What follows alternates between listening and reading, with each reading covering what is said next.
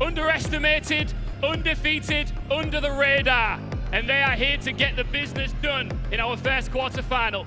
It's FaZe Clan!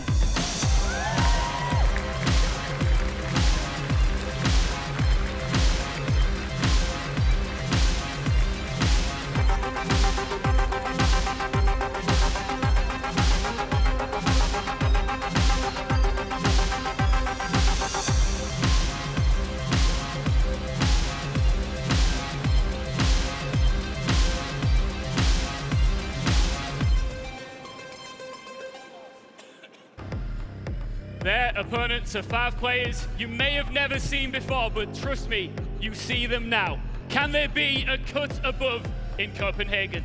It's SCARZ!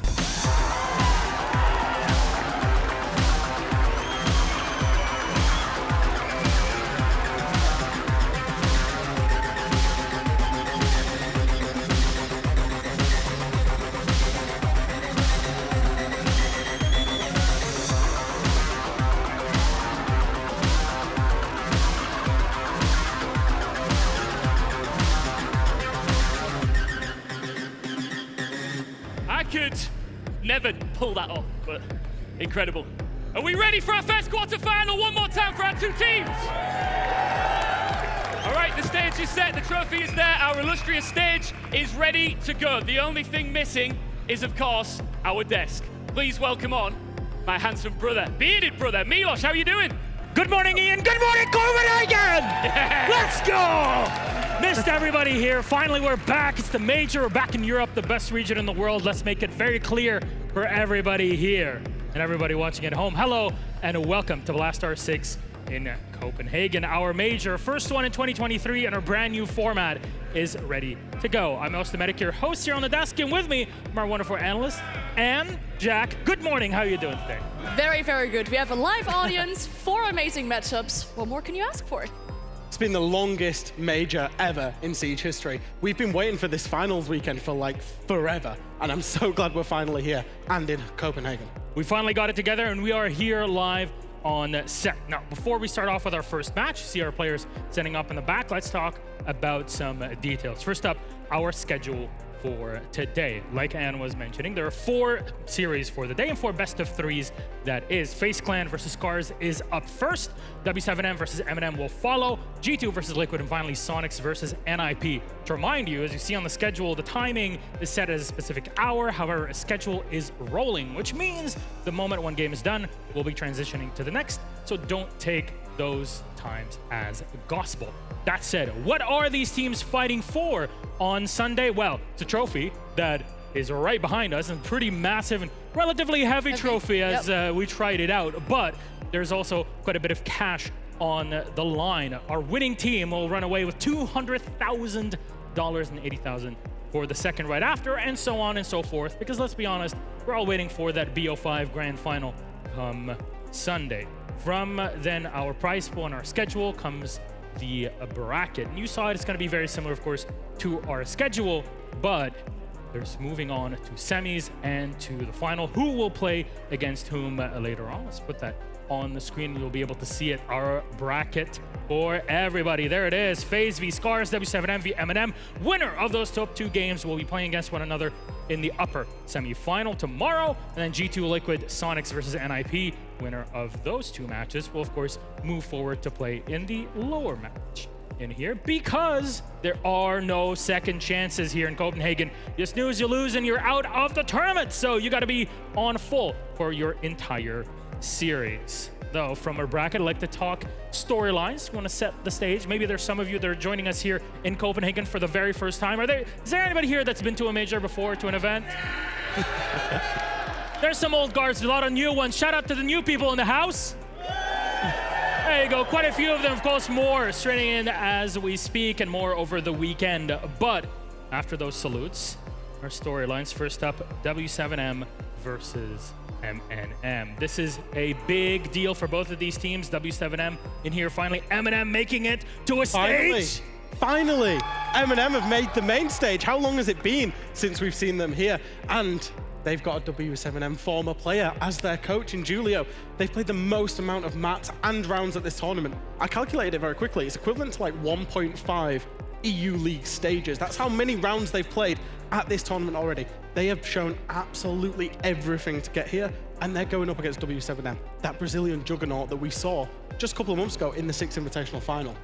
M&M like to make their whole trip a bit longer than usual. Yeah, exactly. They like to make it difficult for themselves, whereas on the other side, W7M, they are yet to face a loss. They've only played best of ones. They will, for their first time this tournament, transition into those best of threes, but it's okay. I can consider them mainstays or best of 3 veterans at this point, so that's going to be looking good for them. We got to consider Julio on the other side, like Jack was mentioning, whereas the ex-player in W7M, ex-world champion also, runner-up in his own right in a couple of tournaments. Is this something extra they have to look out for? I mean, yeah, you have a lot of information about how the enemy team will start playing on the side of M&M. You have that info. For M&M, though, they probably have nerves of steel at this point. They faced potential elimination of the tournament on the 2nd day, and they had to battle their way all the way back. Well, there is a second Brazilian team that is competing here. That's Team Liquid, and they face off against the hometown champions, at least in some way, if you consider Europe an entire country. And here's G2. No, there's a few fans here already wearing their G2 jerseys, waiting for the game later on, but Team Liquid, they're looking pretty good bouncing back into the major. Yeah, exactly. I mean, they had some difficulties against G2 because this is a rematch, or it will be a rematch, of a best of 1 that was played during Phase 2. G2 was actually victorious out there. Liquid, they have played in so many tournaments and they've come so close so many times, but not yet towards that final step and winning an actual tournament, in this case, internationally. We know that G2 work hard. We know they're the current reigning world champions. We also know it's not very common for teams to go back-to-back in tournament wins, but the only organization that ever did it was G2. And Fabian is still, of course, the guy behind the whole squad. Unfortunately. No, I'm joking. We had him on just the having AOL. fun. Yeah, we had him on EUL. We miss him dearly as well. No, G2 Liquid as an organization, they go head-to-head all of the time, and it's always absolutely spectacular. I think the fact that Anne mentioned they've played each other before, and G2 won convincingly, will that play into the minds of the Liquid players? We obviously know Alamel's a Brazilian. He knows them. He's been talking to them a lot. So a lot of mind games going on in that one. Well, there's still an NA team here in the running. I know NA not super popular here. Thankfully, the airport is pretty close, but Sonics face off later on against NIP. Yet again, another Brazilian team. Wow, who could have predicted it? So how do you expect that game to go? I mean, we really shouldn't be underestimating Sonic, right? If you think stats-wise, they actually have some of the best stats of all the teams in this tournament. Best attacking, best defending, win rate. And for NIP on the other side, they've had a really good growth throughout the tournament. They've mentioned that they like to study the playstyle of Virtus Pro. They can be like this whole Juggernaut unit as well. And I'm very much looking forward to that matchup. Sonics are, for me, very, very close to being a complete team. You know, I've referenced this a couple of times. I feel like they're G2, but of 9 months ago, where once they figure out the system, once they get what works for them perfectly, you know, on lock, they will be competing in finals, semi-finals. You know, obviously they're here at the quarterfinals this weekend. They fell short in Jönköping in the semi-finals. I'm expecting big things from them. Well, those are our 3 other best of FaZe for today, but you saw players setting up in the back. FaZe and SCARZ are almost ready to go, so let's kick it off.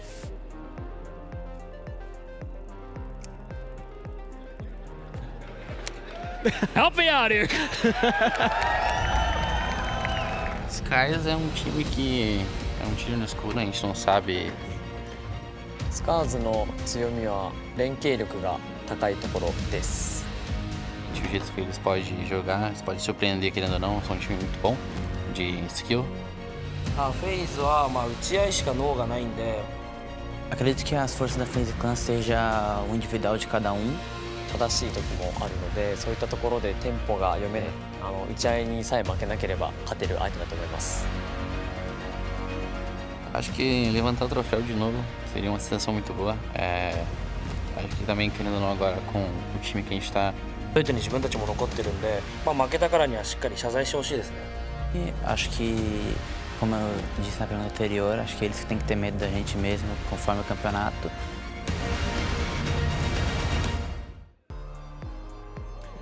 And now we are ready to go. SCARZ versus FaZe Clan is about to begin. First, we fill you in on the last remaining details for our 2 teams. Now, like I said, SCARZ, this is their first time here competing. And did you know, last time Japan was on the main stage was Norengo back at Pro League Season 9 Finals in Milan, so again on European soil, and they played and got eliminated, unfortunately, in their first match. That's how long ago it's been. That's a lot of pressure on a Japanese team.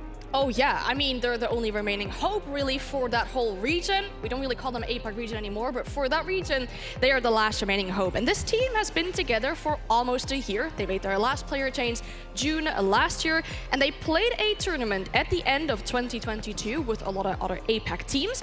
They came out victorious. SCARZ actually won that entire tournament, so you can say they have quite some domestic experience, but they are still looking to gain that international experience though. I think they keep the siege very simple. You know, they're probably the most structured team that comes out of the Japan region, but they still have that Japanese, you know, Asian Pacific flair that we're used to seeing from that region. And one of the big key factors of that is their frontman, Rek. In terms of like how they enable that guy, it's who they play for all of the time in terms of trying to get the entries, trying to get these big multi-kill rounds, drones at his feet, people that he can trade off the back of, and he has been a big driving force behind their success. I mean, the man must have been incredible because even just very quickly looking at numbers, and we actually have them to go through, this man's a machine. Oh, he's a beast. Do you know, in Japan, apparently he gets called the Bulldozer. That's his nickname.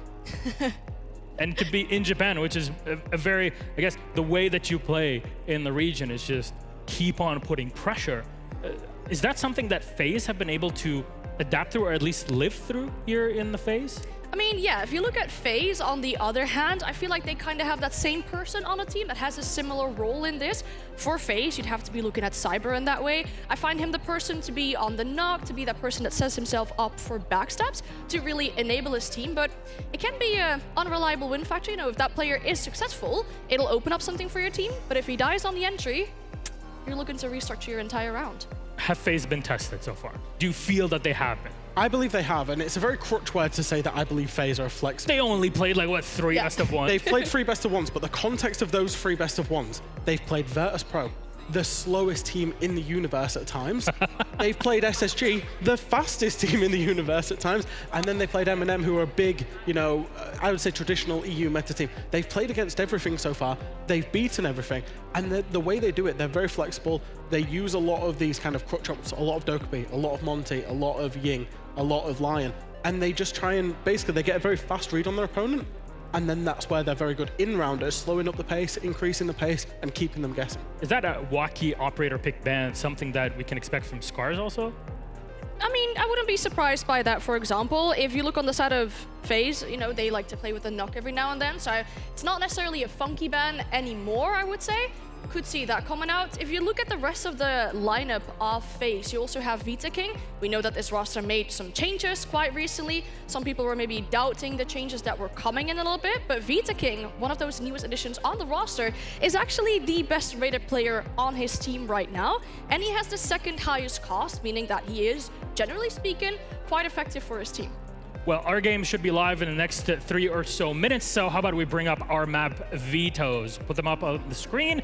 For those that are not really cued in on how things work here in Rainbow Six Esports, we have a 9-map pool. You ban out basically 6 of them until you're left with 3. Bank picked up first by SCARZ. They start on defense. Skyscraper, FaZe on attack, and finally Chalet with FaZe on the attack. Very briefly on the overall pick, anybody with an advantage? So the 2 picks are very interesting in terms of the fact that both teams are getting their #1 map by preference. I was very surprised to see Skyscraper get let through because FaZe are so formidable on that map. There are a lot of teams that it will just be the very first ban, get rid of Skyscraper against FaZe, especially, you know, FaZe of old, but also FaZe of new as well. In terms of the bank pick for SCARZ as well, they've obviously picked it. It's their #1 map preference, but they do have recent footage having seen FaZe played it against Virtus Pro. So what if we focused on this bank? Now that you mention it, on your point though, and you see that there's something that SCARZ can pull off here. I mean, the most recent history we have for SCARZ on this map was a loss in their own region versus Stalin. So they do have some ideas on, hey, we need to do this differently. As Jack mentioned, indeed, they have the footage on how the enemy team plays on that map. I think overall, generally speaking about this map and FaZe, it feels like both teams kind of dislike the same maps, but SCARZ like them even, or dislike them even more, to the degree where FaZe might be a little bit more comfortable in this map phase. They can let a few maps through, where SCARZ really has a few maps that they don't want to play or don't really have any experience on. Because that's something 4 bans at the beginning is something you can use as a team, right? Yeah. Yeah, absolutely. And I think, you know, the one thing that's consistent throughout this tournament and teams that we will see here is they've got the big enough map pools. I think, you know, even for SCARZ, teams from, you know, Japanese, Korean, we've not always seen them having the biggest map pools at events. But for SCARZ, they've got one permaban and they're basically happy to go to the other 8. So, you know, the maps that they've got, a #1 preference is now just for those teams to turn up on their map pick. And any final thoughts on this, or lobby's almost ready? I mean, look at the entire map in FaZe. You mentioned it's quite bizarre that Sky came through on the side of FaZe, and, you know, Chalet as well. SCARZ, they had a W on that map against SSG. I think FaZe, you know, they'd be happy if they close this in 2. That final map is gonna look spicy if not. All right, Jack, would you agree? I would agree. I would obviously put FaZe, given their stature, they've been here before a million times, as the heavy favourites in this fixture, but there's just something about SCARZ that they're just not going away. Even that game against SSG, they just didn't go away, they got through it. So, you know, I could see 3 maps. All right, thank you very much then. And Jack, thanks so much. That's setting up game #1 and also our pre-show, SCARZ versus FaZe. Any fans of Rainbow Six in here? There's a few of them. We'll see how things go. And our gamer casters are ready, our teams are ready. Desert Ace, take it away. Thank you very much, Milos, once again. Tim, first game of the day. It's going to be a slog. We've got 4 best-of-3s to get through, and this one, to me, is one of the spiciest of all. The last hope for Japan here, up against FaZe, a team I'd say many are looking at and saying, look, they're looking for that title. They came so close in Berlin. They've had a few changes come in. Is this their time? This series will tell all. It really will. You know, coming into the live finals, we looked at the quarterfinals, and it was certainly one of the games that we picked out and said, you know, we'd love to cover that. We love here we are. We love a Cinderella story. We also love 3 maps and a bit of overtime, Des. You know, who knows? We might just get a little bit of that here. There could be some surprises in store. Looking at, you know, the performances we've had so far through the tournament, obviously going to be one of the things that we reference to these teams. SCARZ against LATAM, it hasn't been the best so far, we've got to say. They've played against W7M, they played against NIP, they only picked up 3 rounds across those 2 maps, so it's going to have to be a better performance here, but they start out on their strongest map, Des. Yeah, for me, what I'm really excited about for SCARZ in this series is seeing how well players like Rek especially have turned up, whereas on the other side for FaZe, the maybe cruel way to put it, the cynical way to put it, is it's been an unremarkable performance overall. The lowest when it comes to KD has been -4, the highest +3.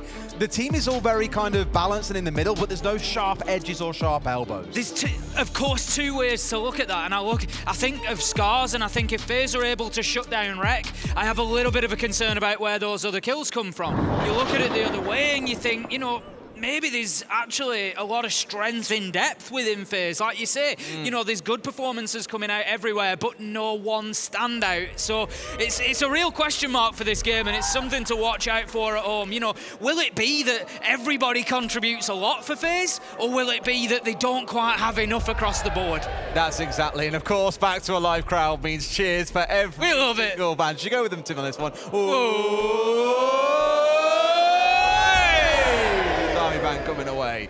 That first one being the Monty band, I think completely expected. You know, Fresh spoke about this on the desk, that on the side of FaZe, they kind of have these air quotes crutch operators, things like DeKB, Lion.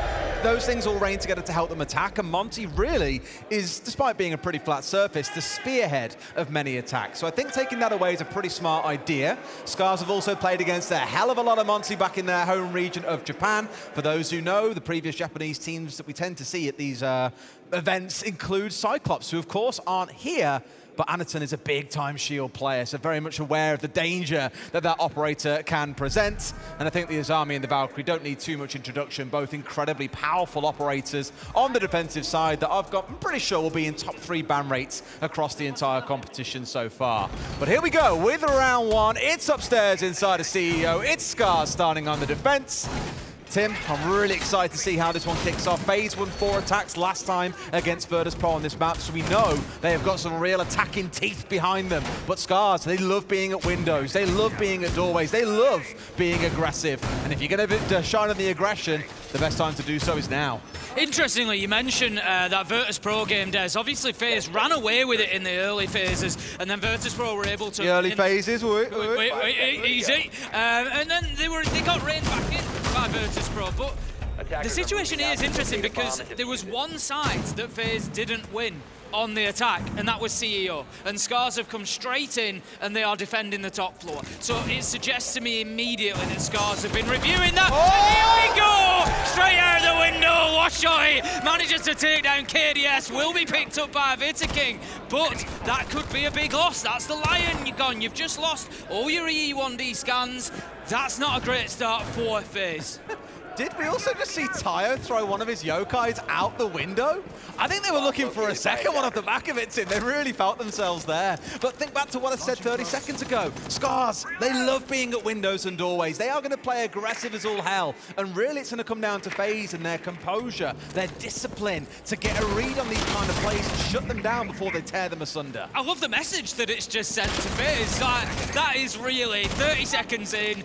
We don't care that we're on the main stage. We don't care that you're FaZe. We don't care that you've won majors before. We're here to play, and we're going to play it our way. And in case you're looking at that and going, well, why would you give your life away for free? What's the point? You go 1 for 1 at best, you're guaranteed to die. Well, what's the point? The beauty in it is, again, think about those crutch operators that Fresh mentioned, the Monty, the Lion, the DKB. They've got 2 of them on side.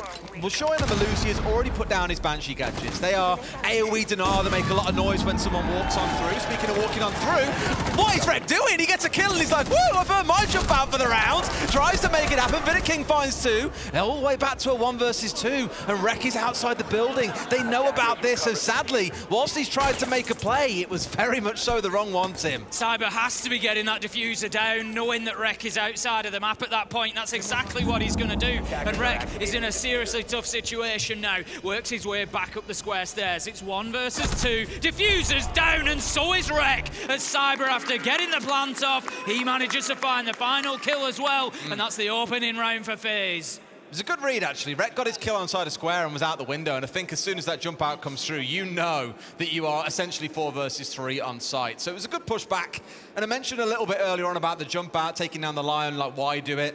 For the Malusi, 3 speed. You know, she's not going to be charging around the map at lightning speed anymore. The best you can do is take the 1 for 1 if you can remove a key operator on the other side. And getting rid of a Lion, you take down all of his EE1D scans with it, you take down any utility in back pocket, it is more than worthwhile. Yeah, I think the first jump out, absolutely fine. No problem with that. I think, yeah, it sets a tone for the game. It lets FaZe know that you're there. They lose a bit of crucial utility. The second jump out from Rek, I'm not sure that was the best timed. It was a difficult part of the round. They started losing players, and then it just gave 30 seconds to FaZe to get the diffuser down. There was probably a call that FaZe were executing, and normally to execute onto the CEO site, you will have someone on the rappel, so they expected, okay, there'll be a second freebie here, but alas, FaZe were already inside the building, just a little bit too quick for SCARZ there.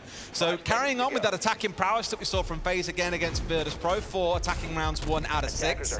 Here we get to see how things go on the downstairs side. Definitely the more defensible side on this map, should we say, Tim? Oh, 100%, but the problem that SCARZ now face is, as I said, I think that they picked that opening site with a little bit of a look towards that Virtus Pro game, because it was the one attacking site that FaZe didn't win that day. If we have a look through their others, you know, they attacked onto lockers twice, they won it twice, Des. They're going onto sites now where FaZe were even better, if anything, at attacking. So this is going to be a really key round for me for SCARZ. They need to stand up to FaZe. They need to get a round on the board. They're not a million miles behind if they don't, but given the performance that we saw from FaZe on Bank, they can't let them get too far ahead. No, I completely agree. It's a very, very different team we're against here as well. You know, SCARZ have got 2 or 3 players out on their own, some of them up on the 2nd floor of the building as well.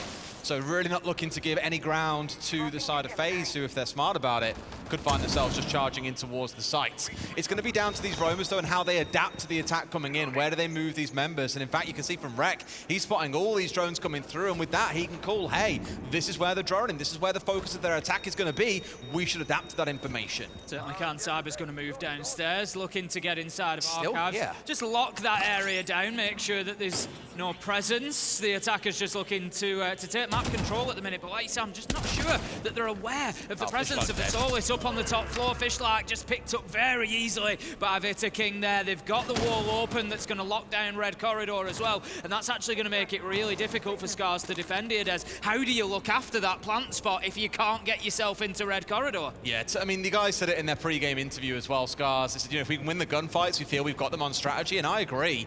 The battle that they've had through this competition, and again, not to rag on the players, but Fishlike and Tayu haven't been the brightest stars when it comes around to fragging. Here's Rek trying to make a move. They know exactly where each other is, though. Cyber versus Rek. It's entry versus entry. A flash comes out. Rek has got to get out of dodge. He's on the stairs and somehow still alive. I love that from Rek. Just has the presence of mind to hit the deck, but is unable to survive. Cyber picking him up for the second round in a row, and that is going to give a 5 versus 3 advantage. They are so reliant now, SCARZ, on Tayu in position, in lockers with the smoke canisters. That is their only method at this point to be able to deny that plant going down. There's very little they can do with KDS in this position to move back across and retake side. Oh, no. He's going to give them a helping hand as he takes down Handy, but Pion manages to find him as well, and all of a sudden we have a bit of a swing. Tayu really should have been the spot to get at least one of these kills, but not going to be able to get away with it. Pion comes on the down, they've got the down big. as well. It's a 2 versus 2, but Plant is getting stuck. Smoke comes out, King is going to commit to this one as well. Will finally get shot down on the exit. There's still one left standing. It's Souls and Tim. If we know anything about Souls, he's a clutch master, and clutch he does. It was a great effort from SCARZ. I love the retake. I'd literally just said how I was concerned about them being able to get back onto site, for them to be able to move across there, but somehow they come out and win a couple of huge gunfights, particularly taking down KDS in Garage. That was a really big part of that defensive play, but it just wasn't enough for them, because FaZe, after those couple of early kills, that time 5 versus 3, we're always going to have a man over, and FaZe have got the experience to know where is the value, where is the location to have that man over. It's to have Souls on the hatch, and they just defended that plant beautifully. Even with the team kill coming in, now SCARZ have called a very, very early timeout. I'm a big fan of early timeouts if things aren't going according to plan. And SCARZ, the coach especially, feels like they've seen enough across these last 2 rounds. Whether it's communication, whether it's teamwork, whether it's just the frags looking a little bit nervy. Clearly they feel it's time to have a quick team talk, and in case you are new to Siege, you get one of these per map per team. So while SCARZ have called it, FaZe also get 45 seconds to have a conversation amongst themselves, and they can still use their own tactical timeout later into the map. Now, let's see how things shape up from here. In we go to round 3. SCARZ sorely looking to get on the board here, but FaZe playing this so carefully and slowly almost that it's given SCARZ no time to breathe. It's a slow, kind of suffocating push in from FaZe, dealing with the flanks, not letting Rek get too leery. And so far, they are fully on top of this game. Yeah, you know, it's one of the things that I picked up on coming into this game. From FaZe's perspective, if you can deal with Rek, I'm starting to have a few concerns about where those other kills are going to get picked up from. And they've actually dealt with him very well so far, especially in that last round. Cyber just locking him down nice and easily with the flashbangs on the stairs, gets himself the kill, and they roll on through the round from there. So FaZe looking very good so far. And, you know, looking further into this, SCARZ have not got an easy second map to come up in Skyscraper against FaZe. So they really need to be finding something soon. There's a lot of momentum behind this team. There's a lot of fans at home, both in Japan, both, you know, all over the world that have really got behind SCARZ, you know, particularly those neutral fans. And now's the time, really. Well, sure, really is the second player you're looking at to be the one who steps with Rek falls short, but even then, I'm pretty sure that he's like positive 3 KD across the whole competition. Rek is like plus 18. It's very clear that he has been the difference maker. So I am very much with you. If Rek goes out of the round, you are losing a good chunk of the firepower inside of this team.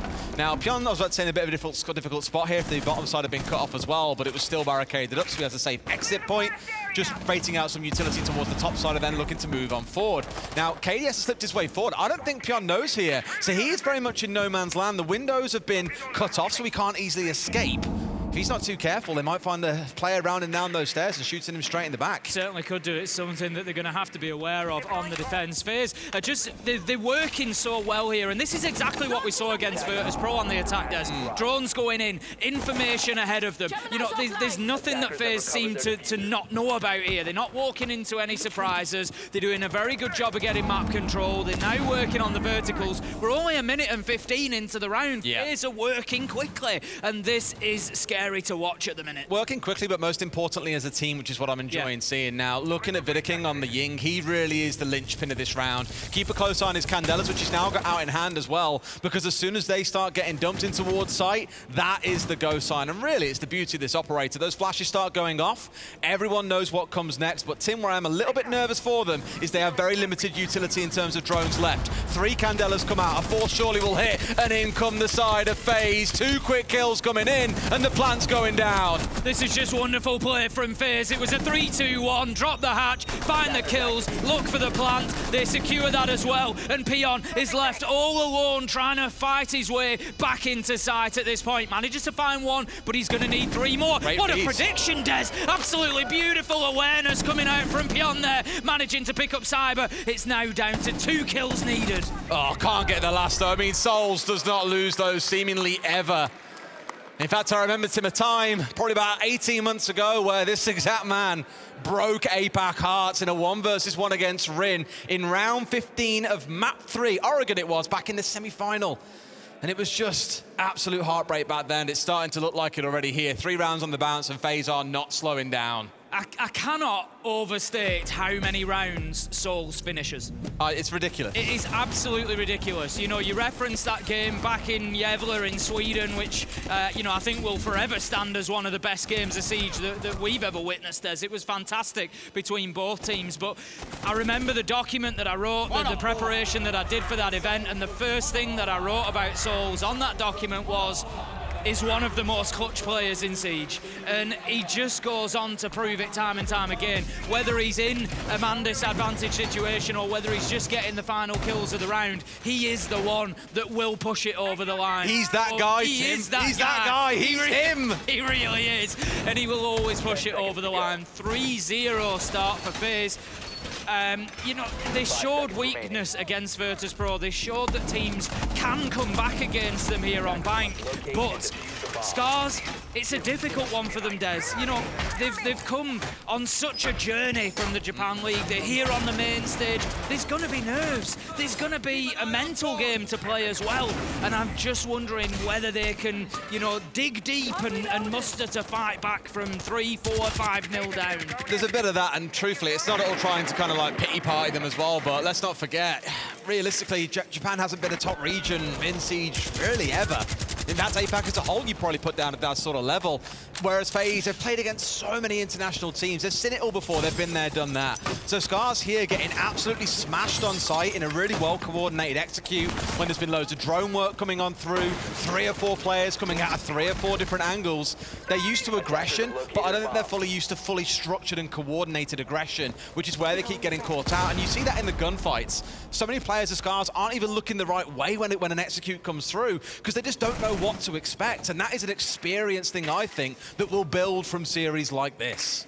Exactly that. We're going to move into round 4 then. No kills to write home about. They really want the mirror windows with this They one. really do want those mirror windows taken down. SCARZ are playing this one a little bit more slowly on the defense. Last time in CEO, we saw them going out of the windows. We saw them trying to get aggressive against FaZe. Didn't really work for them. It was close, but ultimately it wasn't enough. Instead, they're forcing FaZe to play the game. Oh, you rats. FaZe just play the game so well, Des. And Souls, he's just going to crawl his way on into sight. Is he looking for... That's unbelievable. Is he looking for a plant? No, he's got the cover from the window, Des. He's thinking about sticking this, but he knows that the challenge might come 5 versus 4 as Tayu manages to pick up the first. And this is a great response from SCARZ, Des. This is what we wanted. This could be a flawless round as Handy is all of a sudden all alone. Ooh, great round from SCARZ on the hold, really interesting. You could see how desperate FaZe were to get some firebolts in towards long decks to deny the mirror windows. And Souls the snake may have worked his way into sight, slithering forward, but even then, sadly not enough. He did not have anyone to contest inside of into Janitor itself. Maybe the smokes would have been better used from that. I don't know. But it does get that round on the board. And for me, that's a critical point for morale. So important. Getting the first round is that first step towards making it 2 or 3. But it just breaks the seal. And for me, it probably, I mentioned nerves in that round. It probably takes the edge off for these guys. You know, they're up there. They're on the main stage. They've got a lot of supporters out here. When they won that round, there was a huge cheer went up. You know, everyone loves an underdog, Tim. They certainly do. And, you know, there's a lot of people backing this team and wanting them to do well. And they're going to have to give them the littlest excuse to cheer. They did so then, and everybody was behind them. But it's just that moment of like, right, we've got a round, we can do this. You know, FaZe are beatable. Not only have we got a round, but we've got a flawless round on top of it. They said in the... Hey! Hey! They did say again in that pre-game interview, it comes down to the gunfights. And the big difference there, although there were a couple of freebies they took, like for example, the 1v1 on towards Square, the 1v1 on towards Souls inside of sight. They lose those two gunfights, they have no square control, they have no site control, and that plant likely goes down from Souls. So it does come down to gunfights. I always say it, at its heart, Siege is an FPS. You can have the best strategy in the world, the best util use in the world. It doesn't mean diddly squat unless you can win gunfights against the best in the world, and that is where, again, SCARZ are probably facing their greatest challenge. I'm interested to see this round now, because I don't know if FaZe maybe would just get in a little bit cheeky in that round there, Des. They've had 3 solid rounds, and then they tried to just get Souls to crawl into sight and put the... I love the attempt, but they didn't have Janitor lockdown. They didn't have those steps that you would normally have done, completed, before you try and put that diffuser down. So I don't know if maybe FaZe there are thinking, yeah, let's just give it a go. And we're maybe going to see them rein it in a bit now, back to more structured. This could be a more difficult round for SCARZ, but who knows, they might get the second on the board. I can only assume this was drone, but like normally you'll have players holding around like staff and open area looking to be a little bit cheeky and drop down through the hatch inside of open area itself, whereas Cyber's basically hot dropped in through Janitor, checked both corners on his march into open area in case someone was still there. Now, obviously, it was reinforced off, so no one to be found. And hatches will now be getting opened up. That Thatcher on side, making sure that nothing is too safe from the side of FaZe. Just going to be sending the Electroclaw onto the lobby hatch for the time being. We're going to have one positioned there, just on the site hatch as well. But making pretty short work of these at the minute. As you say, the EMP grenade just coming in clutch to deal with that utility. And that is going to be all hatches open now, I think, apart from the lobby one. As I said, that was where the last Electroclaw went. It'll just be a moment for Souls to get over there, and they'll get that open. So FaZe, again, not rushing this, Des. I love...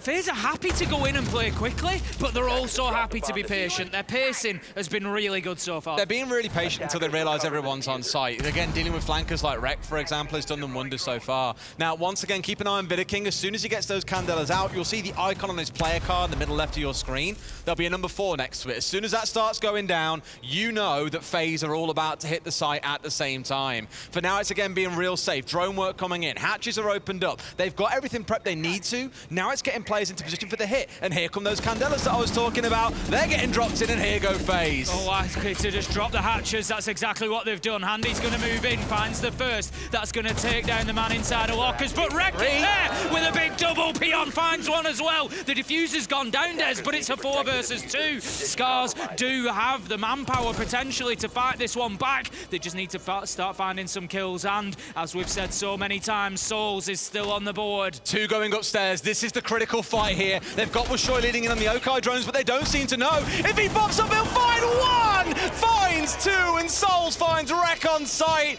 That's the kind of wrecking crew you want to call in when you need them. FaZe winning out the 2v4. Vidaking and Souls take a bow. That was absolutely clinical. That is how you play a 2 versus 4. Vidaking just managing to keep himself under the radar there inside of open area. They had absolutely no idea, and 2 critical kills. As you say, that is a key gunfight.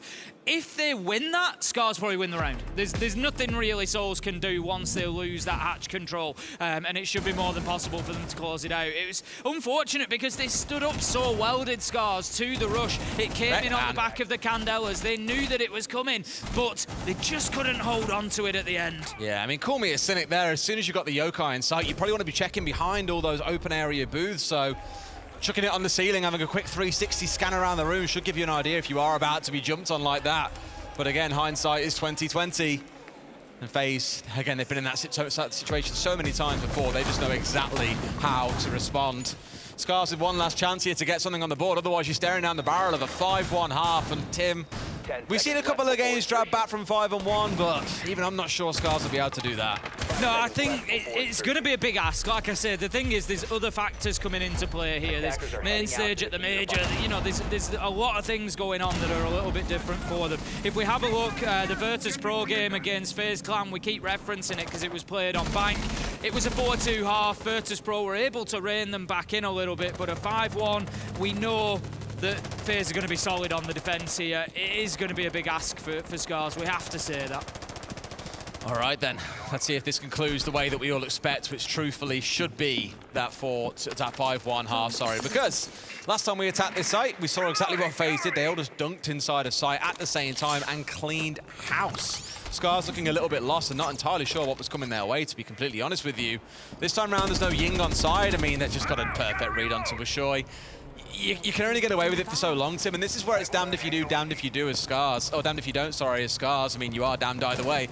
When they're trying to plan the roam and be a little bit cheeky, they're being droned out and shut down. When they're playing on site, they're getting smashed in the execute. It's really hard for SCARZ to find an answer. Souls finds Pion. It's 5 versus 3. Again, we know which way this round is going. FaZe look really good here, Des. They do. Because, like you say, no matter what is put in front of them, if they have to just play a site push and an execute, they're doing that very well. If they have to play a roam clear, they're doing it very well. They're winning every gunfight very well. Fishlight manages to pick up one, but finds himself all alone, battling from the double door, shut down by KDS, and that is going to be a 5-1 half for FaZe, and they look terrifying on bank right now. I'm really impressed with how they're playing this game. I was watching one of the VODs yesterday, especially their game against Eminem, and honestly, I came away from that game saying that might just be one of the worst games of Siege I think I've seen across the entire major so far.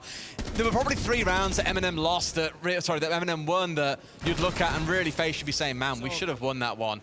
So we're in a spot where you've seen the team now kind of get themselves together again. They're looking more composed. They're playing as a unit, which is the most important thing. You know, I was used to on board seeing them pushing 4 different angles. Maybe you'd have Handy droning in Cyber, who'd be trying to kind of poke holes in the defense and getting shot in the back.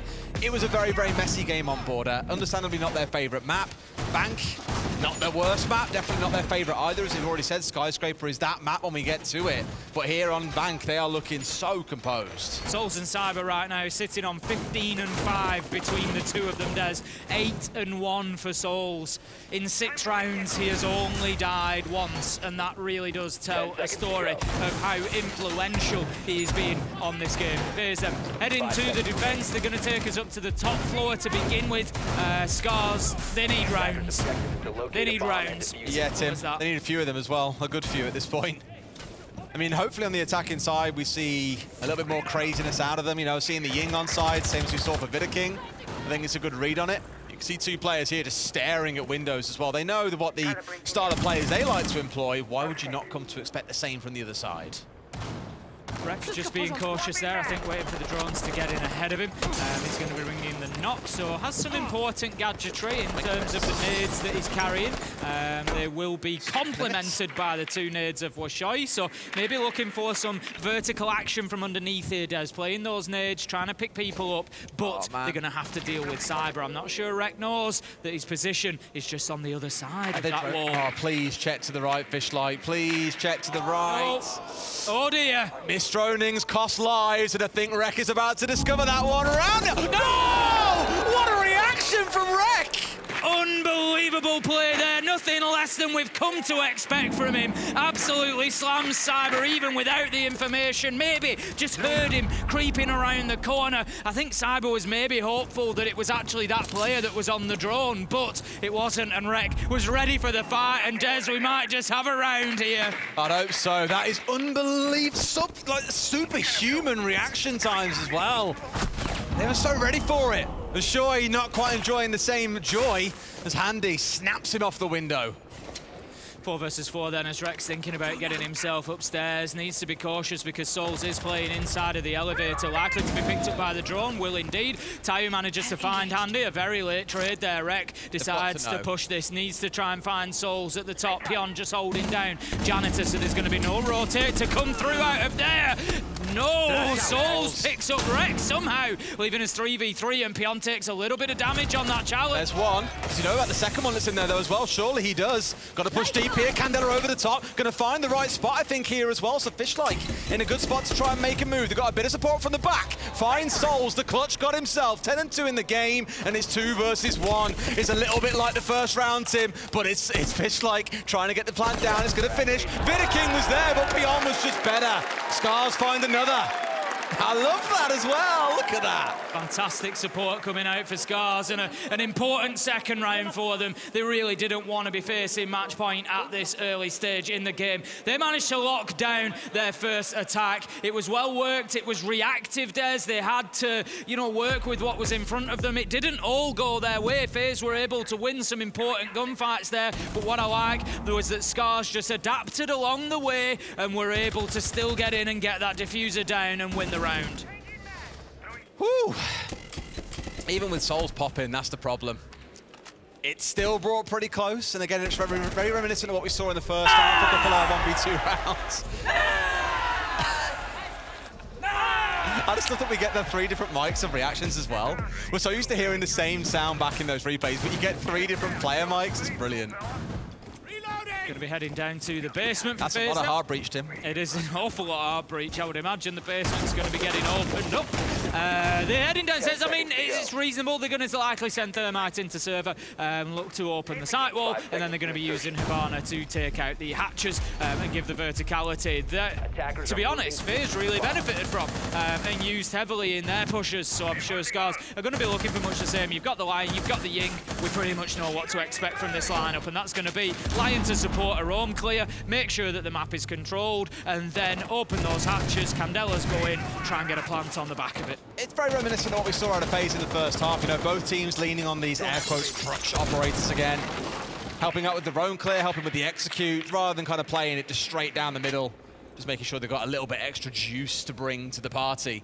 On the defensive side, though, I love the lineup coming out from FaZe. I speak a lot about these kind of architects, and although Aruni doesn't really fit the definition of one to the purest sense, there's so much utility burn. You've got the smokes to work your way through. You've got the Goyo canisters to burn through. You've got the laser gates to chew through, and that's assuming you can drone your way through the Mozzie pests that are also going to be scattered around, supported by Cyber on the Solus. So everything just screams denial for me. Great shot onto the Candela. It can indeed be shots, and that means Rek here is now a little bit wary that he can be pushed at a moment's notice. Yeah, absolutely. As you talk about denial, we see great denial of that attacking utility as well from Vitaking. So he's just going to be able to hold on to Peepers for the time being. And he knows that one has dropped, but can't find the shots, can't find the nitro. Washoi manages to open things up with the kill onto Vitaking, and there goes Washoi with a second, and that's now going to leave us 5 versus 3, half of the round yet to go. SCARZ are looking better on the attack, Des. That's 2 kills found, but to me, it's all about the closing execute that's going to make the difference here. How Washoi has got in there, frog-legged out, just sprayed right down, and gets 2 kills on his push through. It's unbelievable. But I always speak about the difference of the early gunfights. Imagine if he'd been killed there and they got rid of the Hibana hard breach.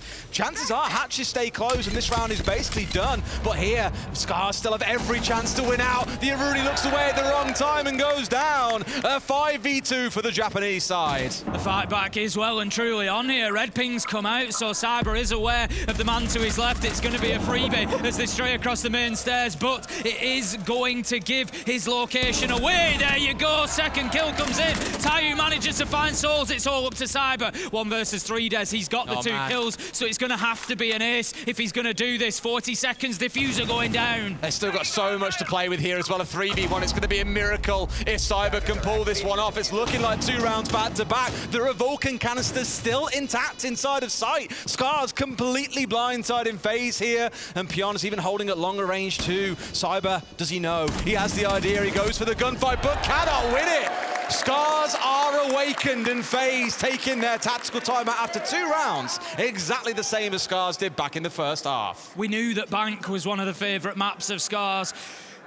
I had to wonder after the defence, Des. 5-1 half, it was tough for them, but now that they've got onto the attack, I can't believe they are really pushing themselves into the driving seat. Fantastic play from Washoi, you're absolutely right. It just hits the deck, goes prone as he drops through the hatch. Somehow, I think he knows if he survives the drop, he's got a good chance of winning the gunfights, and he just did exactly that, and it catapulted SCARZ into the round. Great play. SCARZ well and truly back in this now. 5-3 is the score. I think I'll start believing when we push up to 5-4, maybe 5-5, Tim, because my fear is that FaZe, after this timeout, come out and win a round, and suddenly it's 6-3. SCARZ have got to pull off 3 wins in a row, and also playing through 2 main sites and an off-site. I believe That's the battle. I believe as well. I'm just saying it's a very big hill to climb is all I'm saying. It is. We are going to try downstairs once again. Lockers and CC coming out here in round 9. And it looks to be an identical setup once again for FaZe. So for them, it's more of a playstyle issue than it is an operator lineup issue. What a story this could be for SCARZ. FaZe, of course, will be putting all that experience to bear here. They're going to want to get at least 1 round. That's what they're looking for here. Get that 1 round and guarantee yourselves overtime. They're not going to be looking towards overtime. They want to get it done before that. But they know now they've just lost their 2 first choice sites. They're going to try lockers again, but they're going to have to do something different. I think FaZe are maybe looking at that last round and thinking, not lucky, but we're sure, you know, it's not a play you're going to make every round. It shouldn't get away with that. Yeah, it shouldn't get away with that. It's not a play that you're going to make successfully every round. And I think FaZe are looking at that and thinking, we go again, we do the same thing, they're not going to get away with that again. No, and they shouldn't have got away with it the first time. With 2 players watching him, it should really be a free spray onto the Habana dropping in through the hatch, but crazy things happen. I'm really curious to see if Souls warms up in this second half as well. He was 10-2 coming out of the first. Fantastic game so far, but I can't help ignore FaZe's game against M&M. Solotov was 14-2 in the first half, barely got anything going into the second. So are we going to see him fall very quiet? Because then obviously the question turns to who's going to step up in his place? That's the thing, I'm looking at FaZe now and I'm starting to think, you know, this is a team that people can come back at. Oh, yeah. You know, that's what we've seen. That's what we've got to take from that. Are they going to allow SCARZ to get themselves into that position? Rex going straight in here. Drone's ahead of him, 40 seconds into the round. He's getting him straight into the top floor, taking that control. He's going to be joined by Tayo as well. And I like this. SCARZ are answering aggression with aggression. This is the way that FaZe played on attack. Get yourself in the map, get that control, start working early to clear those roamers. And SCARZ are showing that they are just as capable of doing the same thing. That's a real quick coming out there straight away with one of the Candelas from Rec. Interesting they've rotated another player onto playing the Ying here, so things keep on moving around, but I like the flexibility that that provides. Now, that was more to clear out these marble stairs. Last time we saw him try and push down here, Vidiking was there ready to answer on the other side. So there's always these changes coming through in terms of how rounds play out. That will force FaZe back and again transform the way this round plays. That's the beauty of Siege, Tim. No 2 rounds are ever the same. No, FaZe certainly choosing this time not to give up any lives on the top floor. They overcommitted maybe a little bit last time, they might feel. So this time, yep, they've wasted a bit of time. They're happy to get themselves back on site now and hold those angles until SCARZ have to do something. Now then, SCARZ, I think they're just a little bit unsure here, Des, looking towards Loan Office and just, I think, wondering as to whether there is anybody there or not at the minute. And you can see all the blue outlines on your screen as well. Every single player is on the downstairs as far as I can count. And Handy, oh, okay, does find Rec elsewhere. That's the Ying offline, Tim. That's a really critical kill. We spoke about it a few times, but it's the crutch execute operator that some teams love making use of. Now removed is going to mean this is going to be a much more direct execute coming out for SCARZ. They're going to have to do this one the old-fashioned way, Tim. Get in there and win some gunfights. So far on bank, SCARZ have been unable to win a round where FaZe kind of picked up the opening kill. And this one isn't looking any better as Handy manages to find a double as they try to take the drop. Now, Pion, easy kill, picks one up, but is going to be shut down as Cash litters the air. Cyber finds the final kill, and FaZe take themselves onto map point. And this is the issue, right? You're just kind of blind hoping that the player down below has been flashed and he isn't dancing around the doorway. I think that was a timing issue from SCARZ because you saw 3 seconds later a player drop in through the main hatch and he was there to stop that play, the dancing around the doorway, and either force the player to run away or commit to being inside of the elevator shaft. So some players out of sync there on SCARZ's side has sadly cost them the round, but I won't take it away from Handy. A 2K spray as they come dropping on through. A very comfortable round coming in for FaZe, and this again is that point I was on about, right? Ready and Waiting gets the first one there on Rec. These next 2 come through, and because there's no player pushing into Vault, they can't stop him doing this, and Handy just completely clears house. It was a gamble there. You saw the flash thrown in, and the gamble was, that's going to clear out elevator. They didn't bank on the movement from Handy of I can just dip back out, back in, and they're just going to follow this in. No, but that's what I'm saying. Pion should have been dropping earlier. Yeah, exactly. Because he runs out. SCARZ just, they had to take a chance. They took it. The timing just wasn't quite there from them. FaZe able to pick that one up. You know, as we've said all along, FaZe are looking pretty sharp here, and it's no surprise that they're able to just give them that little bit of movement. And what I like from FaZe as well is that's an adaptation. We spoke about how they dropped away from mid. They decided to hold site instead. They allowed SCARZ to play into them, and it just shows the facets bits that FaZe have got to their game, the way that they can mix it up and just, you know, go from aggressive to defensive and still pick up rounds. It's working really well for them. Are we going to see a bank classic here? Yeah, I thought for a second we were switching over to Rec, but no, it's for Shoy. I was going to say, seeing him pick up the Nook there, I think we've all seen Crouch walk in, Nooks coming up through Garage, for example, straight up marble stairs and looking to stab players in the back. That's what I was expecting to see. There is still, of course, plenty of time, because Shoy is the one trying to work his way in towards Lone Office. But keep an eye on Rec, because he could really be the deciding factor in this round if he gets a good backstab up and brings down a player or two. Shoy going to be on the drones for the time being. Again, it's, you know, very similar from SCARZ, so trying to soften the map up. Out comes the jump out. Cyber manages to pick up Tayu. That's going to be an important kill, Des. Fishlike does manage to get the trade. Rec is taken down on the knock, and now with limited ability to do vertical work, the C4 comes out, where Shoy gets pushed forward, and it's a 4 versus 2 for FaZe in a matter of 20 seconds. They have dominated this round and the top floor. The team play is just beautiful. The kind of collaborative swings that they're playing in for together. It's a lot to ask to recover a 2 versus 4. Make it a 1 versus 4. Fishlike all that left standing between FaZe and the first map win here on Bank. Certainly looking like it will head in that direction. He's got time on his side. I like this from Fishlike, certainly not panicking. Going to get on the drones, see if he can get any sort of advantage here. There is one looking to peek in stock. There comes the final kill. Handy Crouch walks through, finds his man, and FaZe take that after a dominant performance on Bank. There is going to be some work to do on map 2, but first we'll go to a quick break, and then the desk will break down what we've just seen on Bank. So there's a distinction between map 1 conversation and map 2. Yep, that's fine.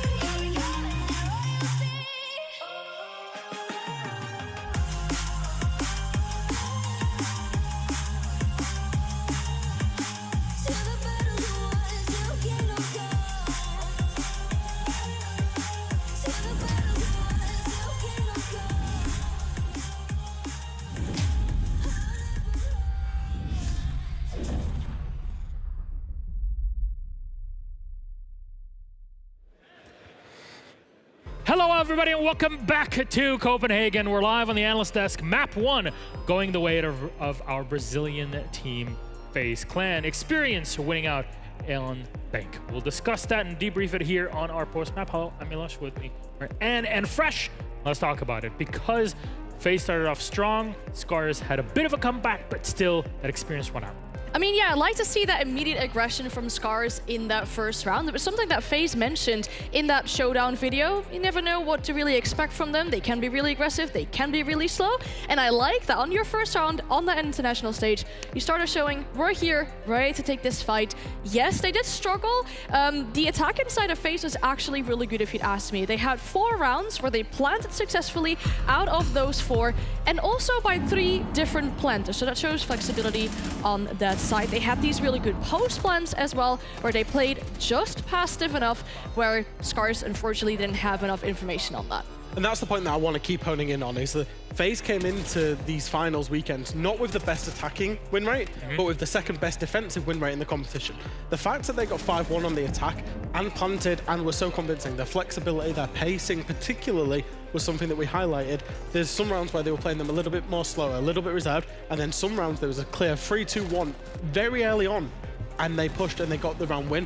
I think they really just showed up on the attack, and it was never going to go the way of SCARZ after that, because FaZe are so prolific on the defense. Now, and if I'm not mistaken, FaZe weren't really planting that often before getting here. No, prior to this, no, not really. They didn't have the greatest of plant rates. Actually, together with W7M, they had the lowest plant rate of the entire tournament, only in 17 rounds. But then if the opportunity opens up, it is a massive win condition that you can turn for yourself. And I feel like with the information that FaZe had, with the amount of semi-pre-placed drones they had out, where they got this information on how clear side was, that there wasn't really any drone presence on the side of SCARZ. They, as Jack mentioned, had a really good pacing. They collapsed onto the side. Well, if you can go for a plant, then why not? Who really made it happen though for FaZe? Where there's somebody really standing out in it? Honestly, I think Cyber. Cyber was excellent, you know, as we know that he is, in terms of in the entry. He's not necessarily been excellent so far throughout the tournament, but he did step up today. And then one word on Souls. I think Ace alluded to it on the cast. He finishes so many rounds. He's unflappable in those late round situations, those late round moments where they need him to be, and he was again today. What is this, a koi flag in the back here? Come on. Koi, they're not here. They're off on vacation right now. You should take a look at Leon's Instagram. They're not here. Anyways, though, and who has to step up from SCARZ, though, if we're to look in the future very quick? Yeah, if we're talking about players on the side of SCARZ, I feel like Rek had a pretty good start, even though I kind of expect more from him in regards of playmaking and to actually win that round. There were a few times where multiple players on the side of SCARZ actually just fell, and there wasn't really any opportunity to refrag. That one round where they had Rek set as a Ying on elevator, there wasn't really anyone with him to support him when he actually died. And I think that's one of the things with SCARZ is, you know, they've got some fairly decent ideas, especially they play, I would say, much more of an EU conventional meta. However, unfortunately, some of their players are not, you know, they're not in the top 10 in terms of gunfights and winning those gunfights. And I think, you know, if that improved, they would be even more competitive. Well, that was map 1, a bank where FaZe take the series 1-0, but Skyscraper is coming up next. And my analysts have told me that Sky goes quite well with FaZe. Let's see if they can close it out 2-0. We'll see you in a moment.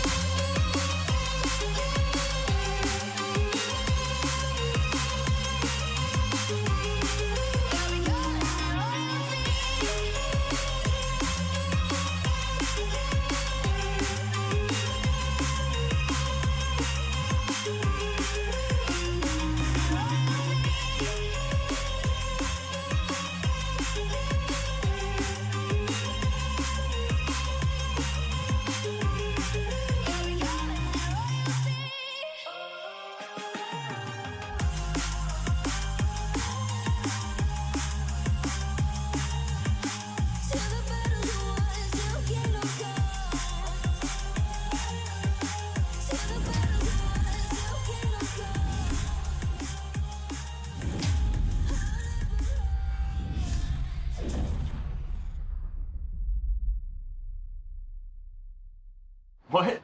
Dude, Benjamin Master at the Major? Do you really think he's gonna play with this? He needs something way more powerful, man. It's obvious when you see his moves. Do you want to see his moves again, or...? Bro, I was watching the SI before you even knew about R6. Pengu can win with this setup. Real legend, he wins with this.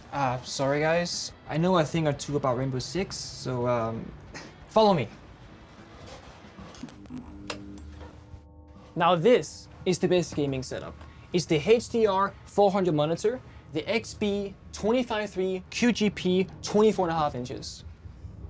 EO Finals 2020. I'm doing a triple kill. The monitor had to be top-notch to keep up with my moves.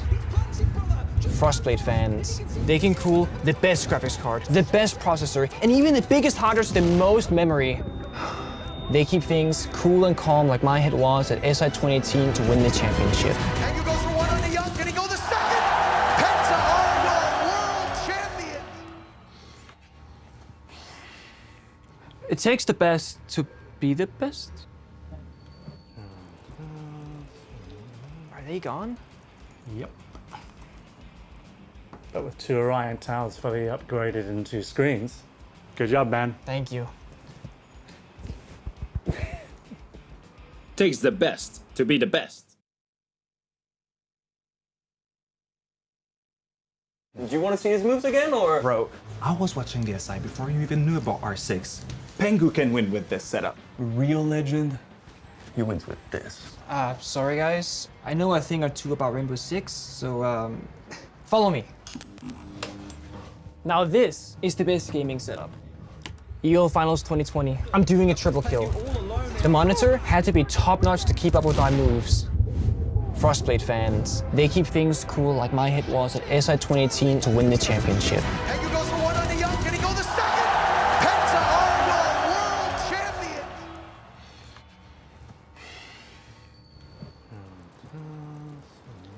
Are they gone? Yep. But with 2 Orion tiles fully upgraded and 2 screens. Good job, man. Thank you. Takes the best to be the best.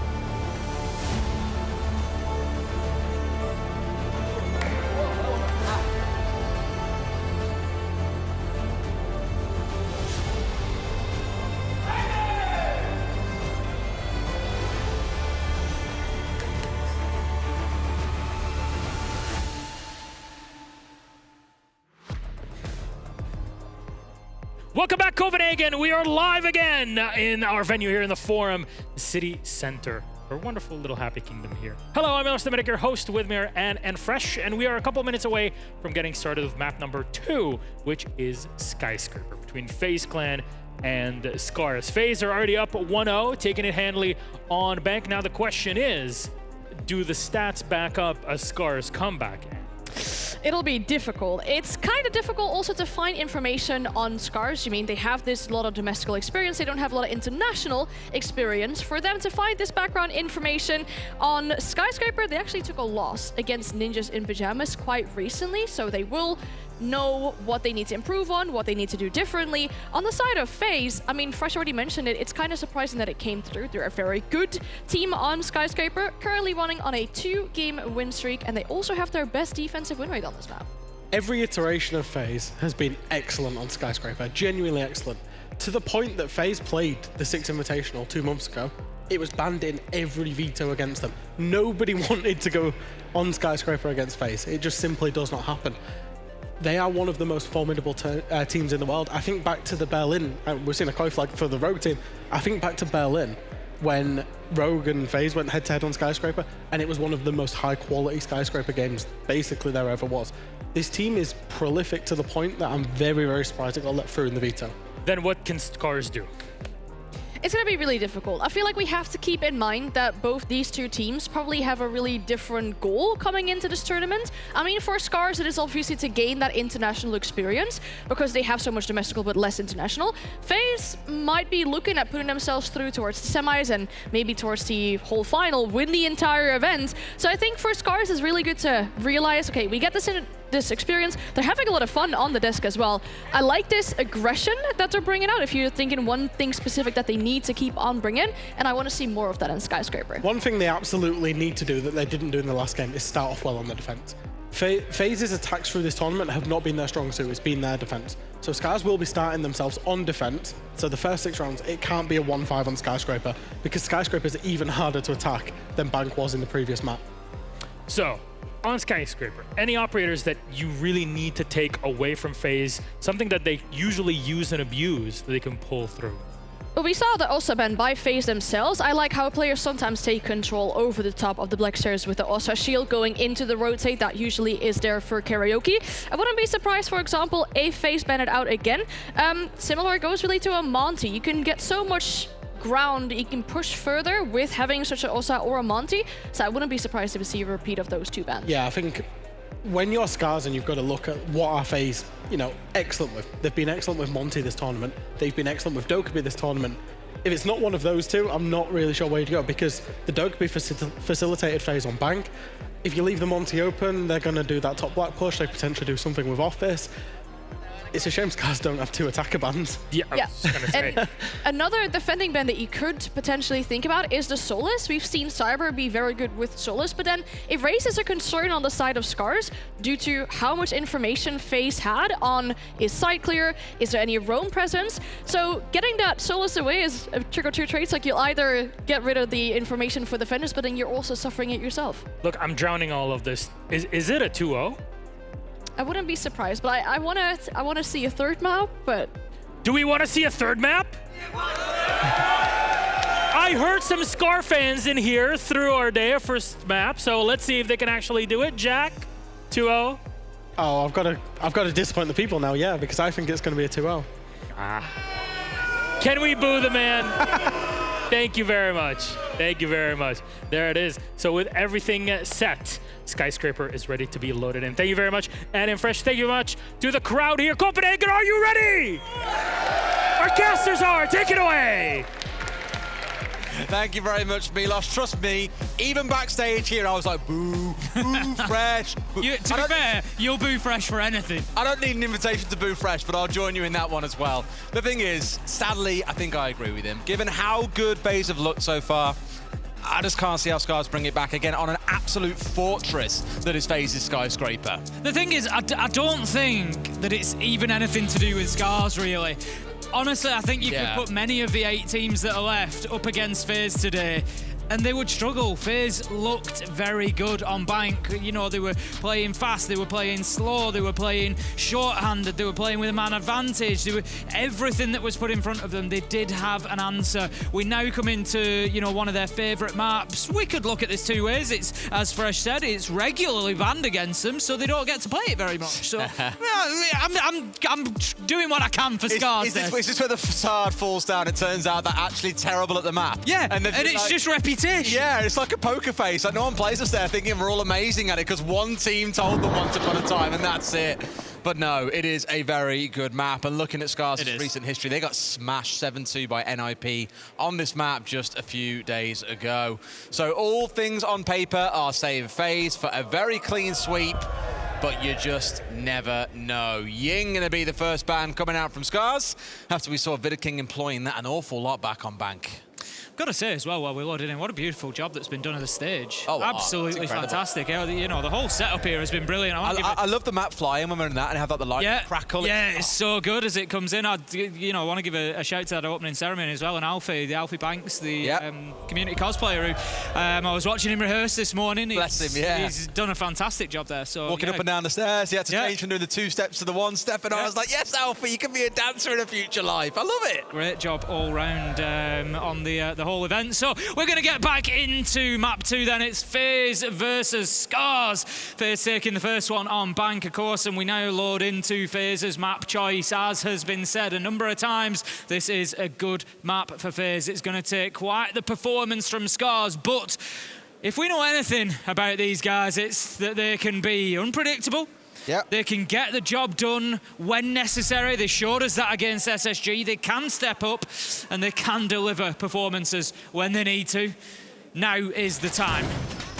Completely agree. And interestingly, the bans this time around, FaZe are the ones who have banned away the Monty.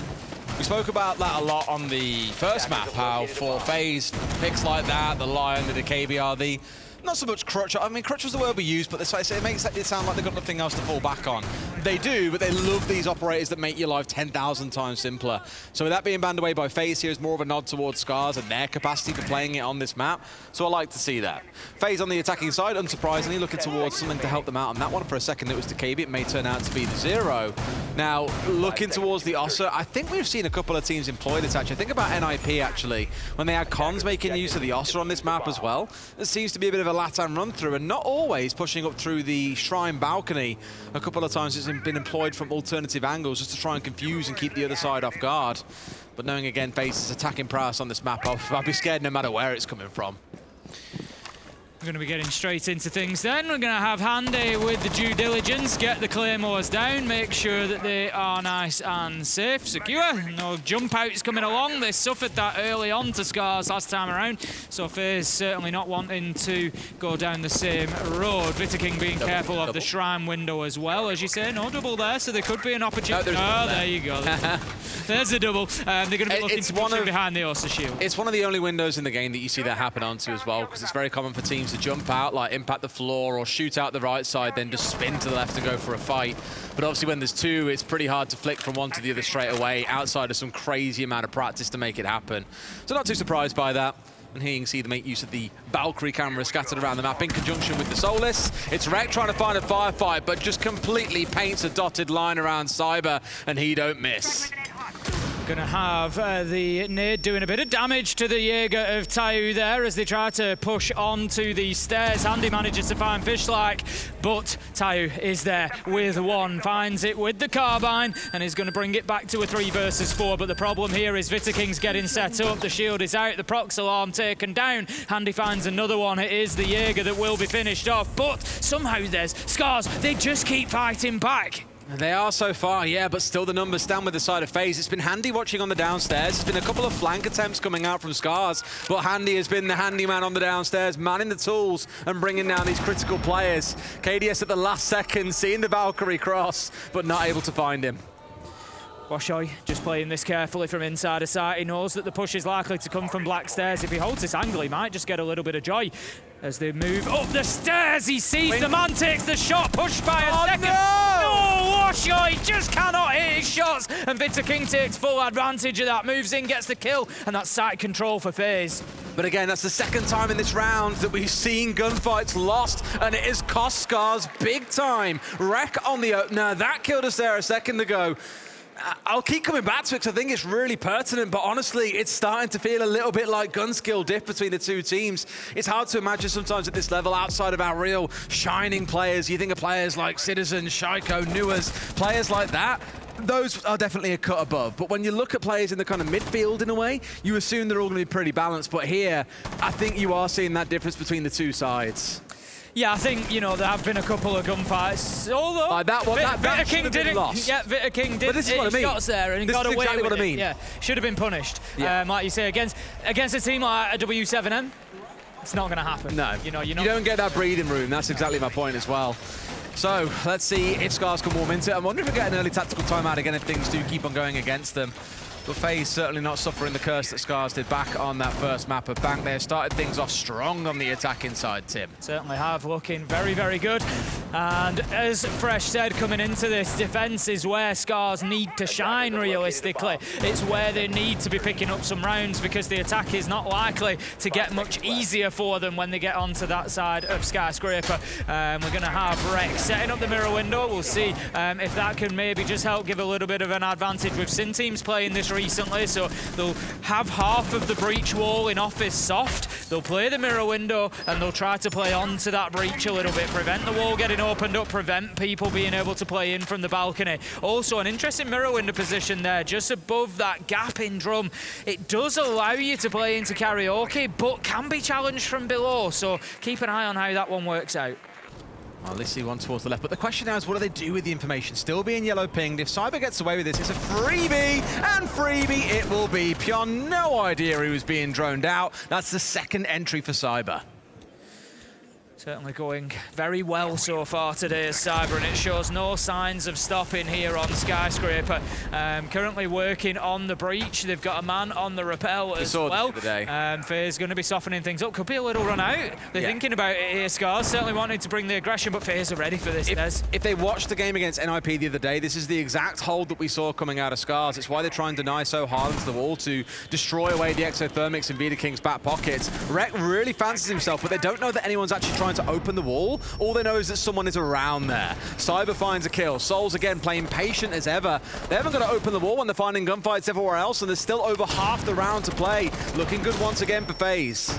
Rec is going to be pushing back towards site, cut down by 2.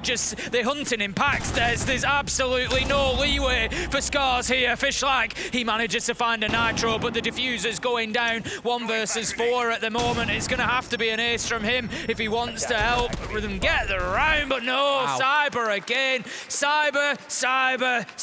That is the name at the minute that is dropping next to almost every kill. He is absolutely on fire on Skyscraper. 4K in that last round, and I said at the start of this round, will we see an early timeout again? We absolutely are. Again, they've lost the first 2 rounds, and SCARZ have yet again called in a tactical timeout. Now, the flow back on Bank was he came back into it, and they lost round 3 as well. It wasn't really until the latter end of the half that we saw them start to warm into things, and they've really got to make it happen here. Again, a big shout for the players, though. They've never really been seen on an international stage. They've done fantastically. They've won basically everything there is to win domestically, but this is their first time experience on a big stage, and it's either kind of a fright or thrive sort of thing on this stage as well, where the first time you get up there, either you lavish in it, you relish the energy, you perform better than normal, or you kind of like fade into the background a little bit.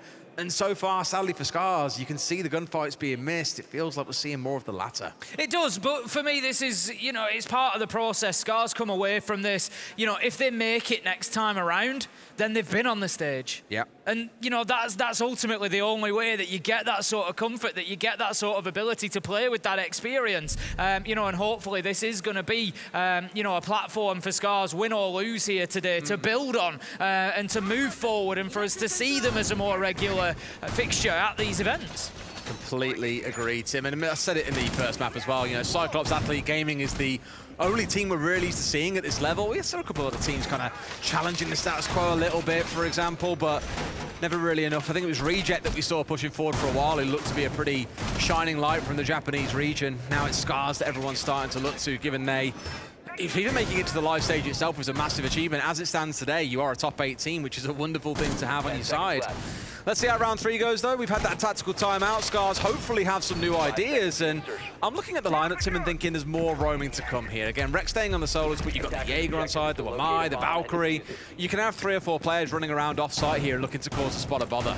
The roaming is absolutely fine. The problem is, at the minute, it's not really working. FaZe are going in there. They're able to get the kills. We've seen Cyber get both of the openers, and they're just able to move across, and then you've got a situation where it's 5 versus 3 on site, 5 versus 2 on site, and it becomes very, very difficult for SCARZ. So whilst, yes, I think go for the roam, try and waste the time, try and slow FaZe down a little bit, you just got to be careful you're not overcommitting to it and losing every fight whilst you're out there. Good respect being shown by FaZe as well, rather than just steamrolling their way through with the same composition. Cyber's stepped away from the entry ever so slightly here to playing on the IQ. His duty is going to be hunting down those black eye cameras. IQ has an electronic scanner that can see gadgets through walls. Sounds pretty broken, but trust me, it's not.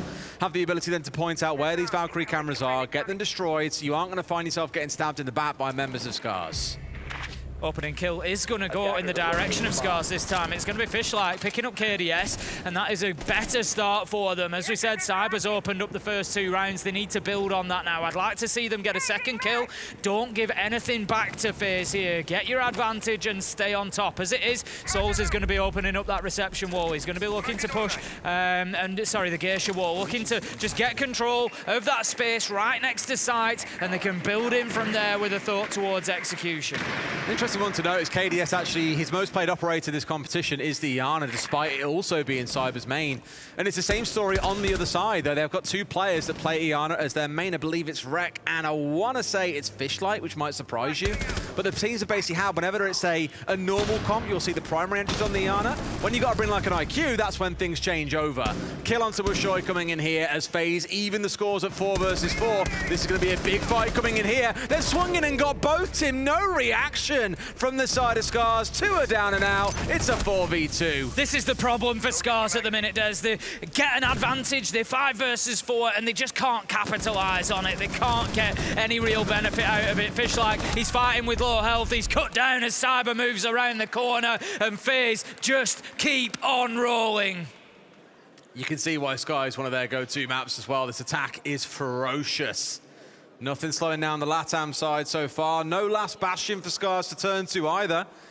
They used that timeout before that round and lost it, but I did say earlier on, this is the sort of flow that we saw back on Bank, where we had 0 and 2, round 2 tactical timeout, then lost round 3, then they started to battle their way back into things. The problem is you can't afford to be warming up 3 or 4 rounds into a map. But if you're going to do it, Tim, it's got to be now. And what I do like what I'm seeing in this next round, you guys can't see the lineup yet, but we've got a Castle on side, we've got the Cap Can on side, we've got Vigil on side. They're trying different things. They're mixing things up. It is barbecue and kitchen. And I always say when I see a Castle, I love seeing it because it means that you can transform the way that sites get played. I think the problem for SCARZ at the minute, you know, I agree with you. I like the change in the lineup. I like what they're trying to do, but the play style's going to have to change with it. You know, if they're going to bring the Castle, they're going to have to play a more site-focused game here, I think, because ultimately, this is coming down to gunfights. It's coming down to FaZe going in, finding people, pushing them 2 versus 1 and picking up the kills. And SCARZ are just really struggling to come out of any of those situations, the better at the minute. And that's becoming a real problem for them. Geisha is going to be a real key area here. And at the minute, I just don't see how they stop FaZe getting in there and taking it away. You talk about the site, well, with the Soloist, the Vigil, and the Alibi on side, those 3 operators do not want to be sat on site, so you may well see some early extended holds up on the top floor, which might invite towards FaZe to just say, okay, then we're just going to go direct towards site. We saw a few plants coming through in 5v4 or even 4v4 situations on the previous map, and maybe they fancy they can do the same again. But really, they've got to clear Pion from playing out around Sushi. That's very much a linchpin center point on this map. It's an anchor point that you need to have in your control first. KDS just going to be sending in the nade, looking to clear out the utility, and then we're going to have the push towards the top of Black Stairs from the other side. It's going to be the Otter of Handy that looks to move across there. Still holding on to Black Stairs for the time being, as SCARZ, and it's not bad from them. They're a minute into the round. Washoy is going to look to get a little bit aggressive, but needs to be careful because that Otter, you know, is going to be sat behind a shield. They've got Bulletproof in the back pocket of Rek as well, rather than the impacts, which would really help against the Otter. You know, Fishlight's the only one left, plus maybe Pion, if you're looking at it that way, who can do something, and sure enough, Fishlight's there, they go for the swing. It was a good bit of team play, but doesn't work out the way they want. Tayo brings down Cyber, so finally, the behemoth of Skyscraper has been downed. Yeah, that's going to be a good start. 7 and 2 Cyber at the minute. Taking him off the board is going to be a big part of a potential first round win for SCARZ. Souls, he's going to be moving across. He's on the Brava, just looking with Cinim already out there on the clutch drone, capturing some electronics to be flipped and used against the defenders. Handy holding angles. It just feels like FaZe have stalled a little bit here. Des Rek is going to pick up Handy. The kills are starting to mount up. Rek manages to get a second, and that's 5 versus 2 now for SCARZ. His first couple of kills of the map as well. Good time to find it and start waking into it. I keep on saying it, but it's scary how much it's starting to mirror what we saw back on Bank. KDS finally wakes up into the round and brings down Rek 2 versus 4. Souls holding angles, diffuser collected, 40 seconds left to go. They're just hoping to pick cheap kills up, but they won't find any as Washoy manages to take down Souls. It's all up to KDS, a quiet game so far from him. He's got a lot of work to do. Diffuser in hand, cannot find the first. Shut down by Washoy, and SCARZ managed to claim their first round on Skyscraper. Again, it's scary how it's following Bank. It's a similar storyline. Does that mean we end with a 5-1 half? 2 more rounds to determine. It does again still feel like it's going that way, given we now have to rotate back through a couple of different sites. Karaoke and T going to be the host of round 5. And that one was good, I think, because we saw them getting quite cheeky around the Shrine balcony. Just to kind of touch back on that previous round, there was a lot of focus and a lot of traffic going through the Shrine balcony. We saw the Ossa shields used, impacts coming back the other way, two-way swings coming out of SCARZ.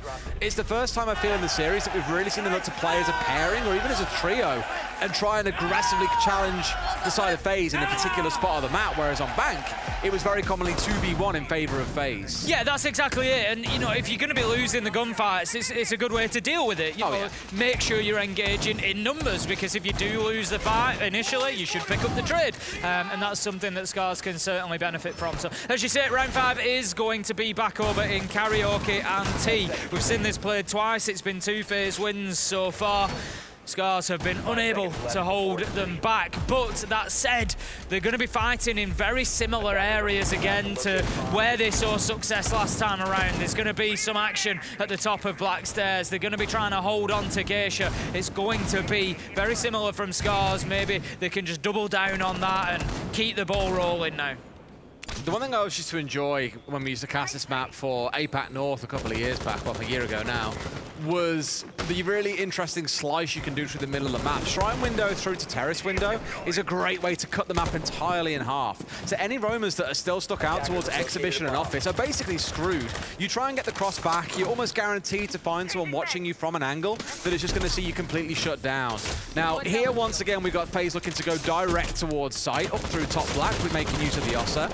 That plus the line in the DKB has kind of been their bread and butter across most maps that we've seen, but it's Fishlight getting a kill on towards the window. Handy's the first one to fall, and that's the DKB offline most critically, Tim. No more phone calls. Fishlight with a couple of entry kills now, certainly setting his team up for success. As you say, the universal ability of Dokkaebi will be lost as well. Pion sends out a Toxic Babe canister, but will not pull the trigger for the time being. Vitaking taken down by Rek, and SCARZ are waking up on Skyscraper, Des. They could start to build some momentum here. Rek not over-aggressing there, just dipping back into sight. I like that. He's not going to push a bad angle into Karaoke. He's going to force FaZe to play. This would frankly be unbelievable if SCARZ can bounce their way back into not just the half, but the map overall. I think many thought it was a foregone conclusion when they were down 3-0 on the defensive side that this one was done and dusted. There's still a lot of siege to play in this series to see who comes out on top, though. Now, a big, I don't say criticism, but point we've noted, SCARZ get ahead and then lose the advantage, and that's what I'm a little bit nervous about here. We've got 70 seconds to play still. They're still holding out and challenging very aggressively on towards Shrine balcony. Good bit of counter scouting to realize that this is where FaZe love to push, but there's a bit of a two-way pinch coming onto Pion here, and he's got to be really careful. Certainly does, but he's got the shotgun. He's got the right tool for the engagement here at close range, at least. He needs a little bit of support at top Black Stairs. Rek can potentially offer that on the Valkyrie and is doing at the moment. That's going to prevent that pressure coming into the smoke so that Pion can focus down at the bottom of Black Stairs, but time is being wasted. They're doing exactly what they need. SCARZ are not over-peaking this, and I love what I see from them. They're going to try to push up the stairs here, but no, completely miss. Tayu, who manages to pick up the kill. 4 versus 2, 3 versus 1, as a flurry of kills rain in. It's down to Souls. The man that you want in this situation, but the passiveness being shown by SCARZ is exactly what you want. Don't give him an inch in these gunfights. If he can isolate out 1v1s, I'll give it down to him to win. So all they're going to do is sit back. He does not have Diffuser in hand, so unless he can find the kills, this one is done and dusted. Tim and SCARZ will finally have found 2 rounds on the bounce to keep themselves competitive here on Skyscraper. Excellent round from SCARZ. I like the way they managed the mid-round there. Round about the 1:30, 2-minute mark. They have the advantage, 5 versus 3. Rek supporting Pion on Black Stairs, not allowing that pressure to build up too much. You had Tayu out on Drum Stairs, able to pick up a kill there. As you said, just a little bit unaware, I think, FaZe there. And if you think back to Bank, one of the things that we credited FaZe with was playing this excellent team game, this information game, drawn in ahead of each other, knowing what was going on. And that was just a little bit absent in that round there. Cyber it was, completely unaware of the man-led prone on Drum Stairs. Again, Rek picking up Souls, not really sure where everybody was. Much better from SCARZ there. Better, but is it enough again to bring down the Titans of Skyscraper? That second half is going to be so interesting when we get there. On the right side, at least, Tim, is SCARZ are giving themselves a little bit more breathing room. We came out of the first half on Bank 5-1. there was very little space to work with there. You lost one more round, you're at match point, you were basically done and dusted. This one here at least gives them a little bit more. Now, we're leaning once more into this utility-based composition. You're seeing both the Solus and the Valkyrie on side. Valkyrie has been the kind of go-to consistently. Here, by the looks of it, FaZe aren't going to bother bringing along the IQ. Cyber's saying, look, forget about that. We need the Flores. These shields are a problem. Because if you recall in the last round, they had the Zofia on Shrine Balcony trying to get rid of the shield at top black, but there were just ADSs scattered around, consuming those impacts as they came on through, so they never actually got rid of the shield. They did get the kill from behind the shield, which was fine. They got rid of Pion, who was on black stairs, but it slowed them down a good 45 seconds or so, and they simply want the Flores to help clear through any critical utility. The damage here being that SCARZ have brought basically nothing that you can destroy with those Flores drones, so it's a bit of a mismatch for me. Going to have a little bit of a jump out there, I think. A little bit of attention to the outside of the map. Handy's going to drop down. Doesn't know, I think, that there's one directly inside of the window. What's going on? Well, sure, he's going to flip to the Deagle and see if he can find his man, but no. All he does is eat a bunch of bullets, and Handy walks away scot-free. I mean, he's got... Gets had the pixel angle held as well. If he gets away with this a second time, it'll be absolute magic. The longer angle being taken, we switch away as that fight is going to be missed out for now. I really thought we might see the C4 come out onto the window, and it could have done the damage, but not going to bother here. No, I think just wanting to keep that in pocket maybe for a little bit later in the round. The potential is there, of course, for a plant denial. They do have another one in the hands of Fishlight, though, so there were certainly options, but we will see reception wall getting open. That's going to force a little bit of a relocation for SCARZ, but again, Des, not too bad. They're halfway into the round. I was just about to say they haven't lost anybody, but Souls does manage to pick up the opener onto Rek. We're sure you low health. It's a round that SCARZ need to be careful with. I saw that flashing white lights and was like, oh my God, you're keeping this one tight. We're sure he will finally pick up Cyber as well. That C4 coming in handy at one point. And speaking of, he jumps in through Shrine window, gets shut down, but it's kills back and forth. SCARZ make it 3 rounds on the bounce, and Tim, we've got a game on our hands. We said that SCARZ can't play. Skyscraper certainly stepping up, but that was arguably the easier half for them. That was their choice, that was their defense. They've now got to come in and start finding those attacking wins, but they've shown us that they are more than capable. More importantly, I think, over those last couple of rounds than just getting the rounds on the board, has been the fact that they've been winning the gunfights. They've been going in there, they've been on top of the challengers, and that has been a real positive for them. They need to now drive forward with that momentum to take the initiative in these attacking rounds, get those opening kills, and drive into sight. I'm generally quietly optimistic when a team's on the attacking side, only because you have the bigger guns. Bigger scopes, bigger guns. Players maybe that aren't so confident in their recoil control, as we've seen from a couple of the players on SCARZ. Guns that are a little bit harder, more range to play at, more chance of winning a gunfight. Generally why for a long time the game was considered attacker-sided, whereas now I think actually you've hit a very good balance. But I just think you're going to find SCARZ being a bit more comfortable on this side of things. My only concern being that once again, it's FaZe's map. They know how to defend it incredibly well, whereas SCARZ have been absolutely slammed. I think their round win rate's like 23% on this map historically, so there is work to be done. There is, but funnier things have happened. Oh, they have to. Siege. The thing is, you can't discount things like the momentum that SCARZ are carrying now. They're on the main stage, they've got themselves 3 rounds, you know, they've taken an even half, they feel like they're in this one, and maybe there is a route for them to be able to get this map done. Alrighty, let's see how things shape up. It's looking similar once again, where no line slash the KB on, well, sorry, the line on side, but no the KB this time round. We saw quite a lot of that coming through for FaZe in the first half, whereas the Flores is here, of course, for Shoy. No doubt trying to find a gadgetry to destroy, although once again, there isn't really a lot of it. His main target, I expect, is going to be magnets, going to be ADSs that are scattered around the map. Should be looking for those to clear the way for grenades to come on through. Rex starting things off, and down goes Handy. But as always, there's another player on FaZe there ready for the trade. Yeah, they've been very good with their trades so far today. Fishlight just going to be putting a little bit of pressure on there, but KDS and Vita King picking up 1 apiece, and that is not a good start to the round for SCARZ. They find themselves 4 versus 2 with only a minute gone, but Fishlight, he's able to find KDS, picks up the trade and leaves us now with Washoy finding Vita King, and SCARZ just continue to fight back. Resilience is something they've shown us throughout this tournament, particularly in their match against SSG, Des, and they are showing us here and now that it is still there, and it is there to stay. Did Fishlight see the player then? I'm not sure he did. Had he gone forward like, what, a couple of pixels more, he'd have found his man. Still half the round to play. A flash in back pocket, really all they've got, but you are against the Wamai and the Jaeger. So really, you can already count that one out of the round. Fishlight getting a bit of chip damage onto Cyber again. Team coming down to those gunfights. Lands a headshot there, a couple more bullets. It's a 2v1, and suddenly you fancy a win. Certainly do. Soul's holding a long angle from inside of sight. His positions that we see him play so often. You know, when I think about sight players, I often talk about Nello. You know, one of the players that really does know it, sights inside and out. Souls is another one of those players, and he is going to be holding down those angles. Where Shoy is just looking to wiggle his way in from Dragon and see if he can find anything. They know, SCARZ, that they just need one kill, Des. They're going to find it. It gives them the advantage. Cyber, half health left, manages to down one, but taken down, and that was perfectly timed from SCARZ. They just had to push together, and they worked it wonderfully, and they take the advantage here on Skyscraper. It's 4-3. As soon as that drone that was on house stairs got the hop up and saw the player behind bomb chassis, I thought, man, surely the call comes through. They've shot the drone in midair. They know that it's seen into the depths of sight, and I thought we'd see the Wamai peel away, but no. He hangs behind the bomb chassis. It's a freebie that comes through. But when I see that it's, to be fair, Cyber and Souls are the last two left alive. I don't fancy a 2v1 against either of those players unless you get to shoot them in the back as we saw then. But SCARZ keep the dream alive. That's 4 rounds on the bounce, Tim.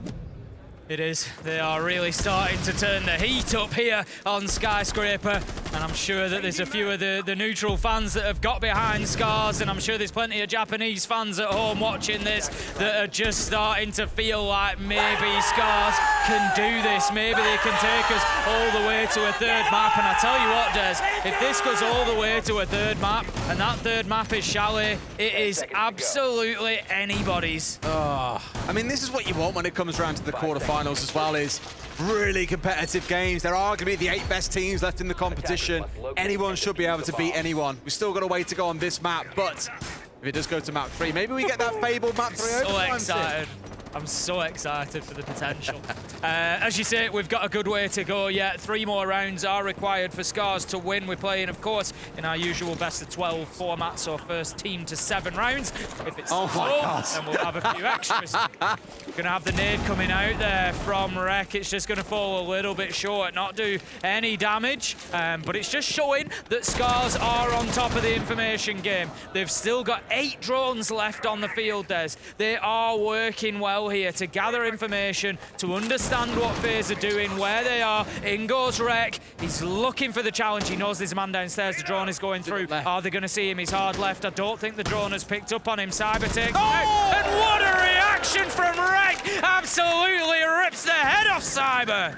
Because he was crouched down, he didn't see him. All he saw was the drone, but didn't see the man. Shows the crouch walking through a map is never a bad idea when you've got a lot of time to play with. With Shoy being like juiced back up again here.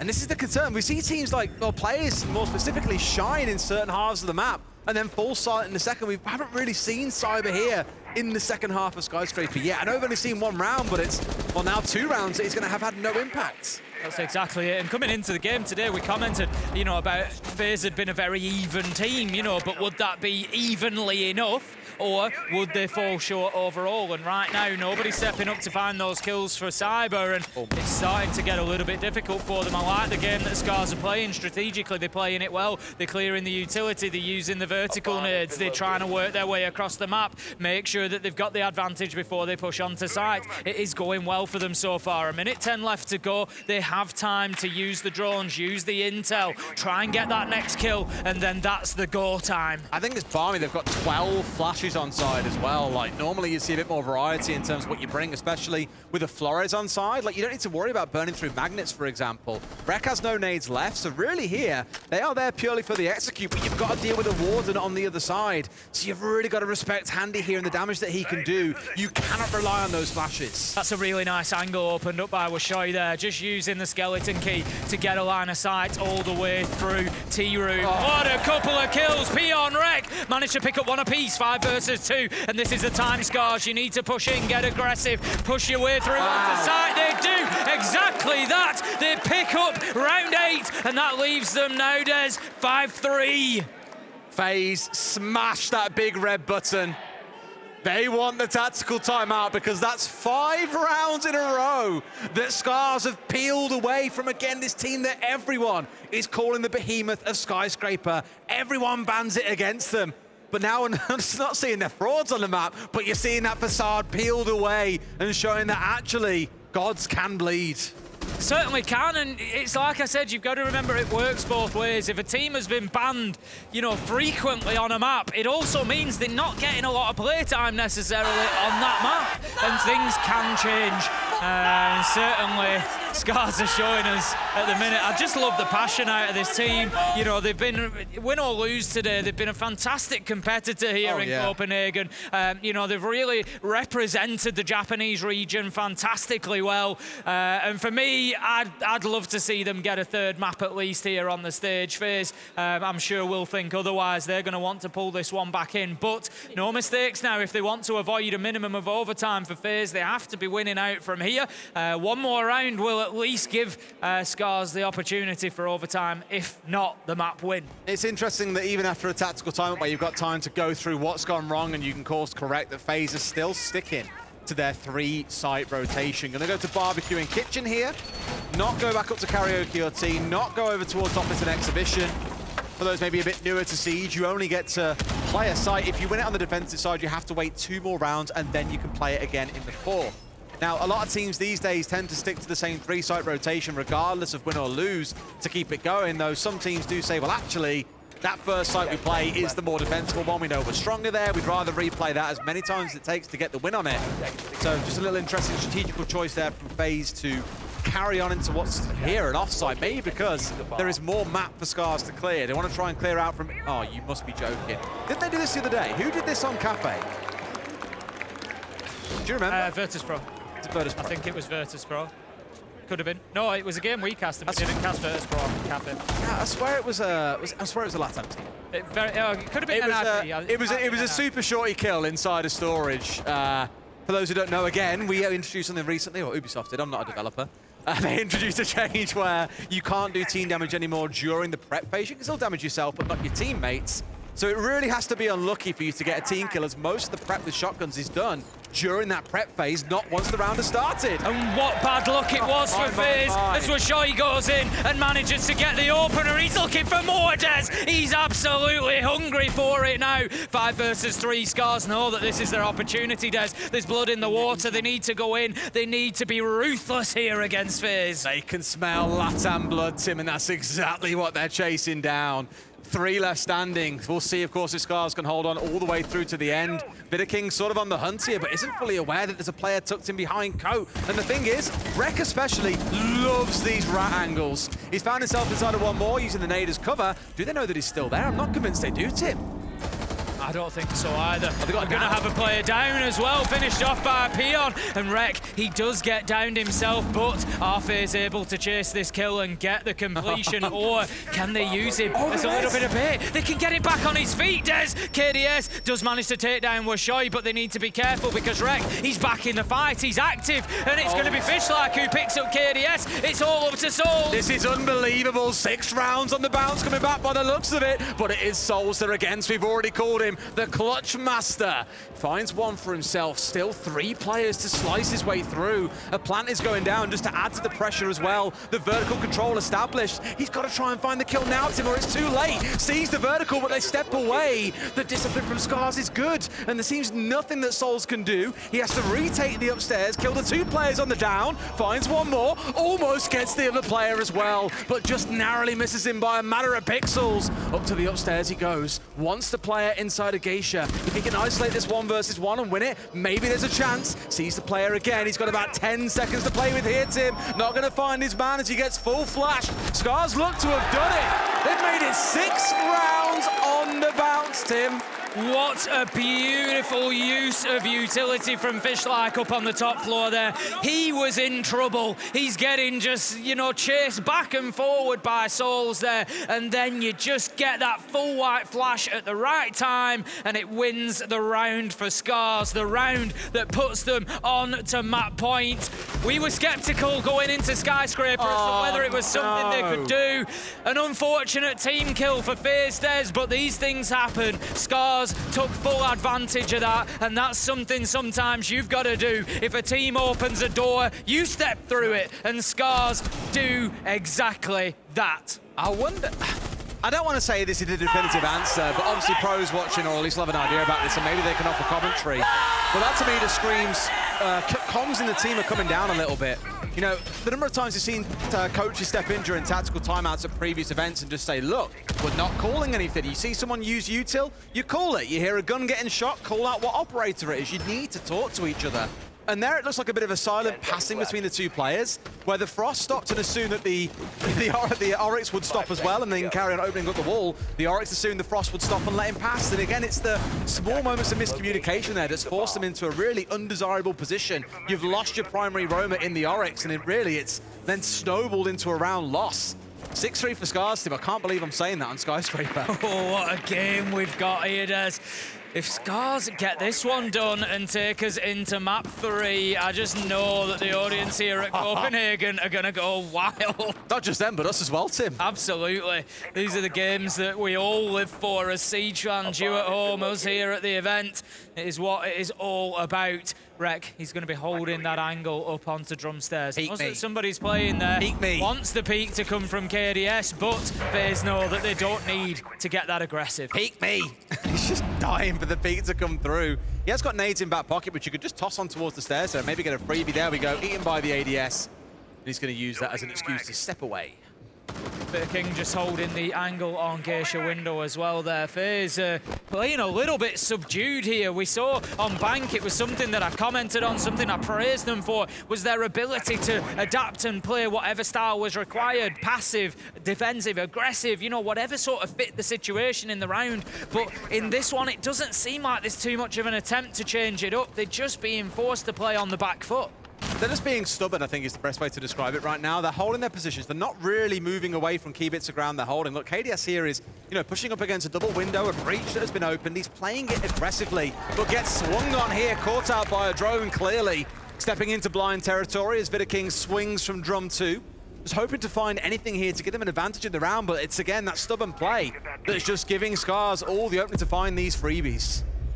Souls again in and around site, just holding those angles, looking for any advantage he can find for FaZe, but it's just not been something that they can come across here. With Shoy just peppering shots through Shrine into Dragon, looking to find his man once again, forcing FaZe Clan. It is all about SCARZ forcing FaZe Clan to move, and they're not aware of King up on the mini roof. He's going to find himself a kill before he drops away, but then picked up by Rek, and again the trades have been coming thicker and faster for SCARZ as this game has gone on. I spoke a little bit about extended holds earlier. Great nade from below. Rek is destroying House and all the players inside of it. Bushoy finally gets down. Handy swings on towards House, expecting Rek to push up, but he's simply not there. 25 seconds left to go. This is SCARZ's opportunity, Des. They're 3 versus 2 here. They can really get this done. Tayu, he's going to have to open up this wall. Burns the laser gate as well. 2 versus 2. FaZe fight their way back in fantastically, keep themselves going in the game, in the round, but it's 1 versus 2.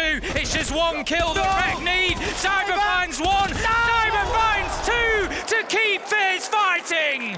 That's what Cyber does best. Him and Souls, often so many times, keeping them in the game, and he's done it here just again. A real kicker, because Rek got into such a good spot. I was talking earlier on about the slicing of the map here that you can do from north to south and vice versa.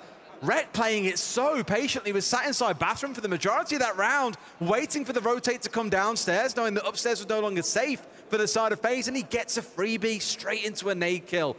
It's great play once again, but FaZe forced to clutch up. Cyber coming out big for them and keeping them in the game. 2 more rounds to go to send us to overtime. He really does keep them in it, and I mean, what a turnaround. The question you've got to ask now, the thing that I wonder immediately in my mind is, has the spell been broken? 6 rounds in a row. 6 rounds, this shot, it's that one. That's the one where he wins it. He's got the bar, you know, he knows where the last player has to push in from. But that long shot down towards reception is just fantastic from Cyber, and really does the job. And he had the gun to do it as well on the Jaeger using the carbine. Just great play all round, nice and calm. don't want to go to a map 3, keep yourselves fighting. But as I say, 6 rounds in a row for SCARZ. Will that break the spell? Will that be the sound of shattering glass as the illusion goes and FaZe are able to creep their way back in?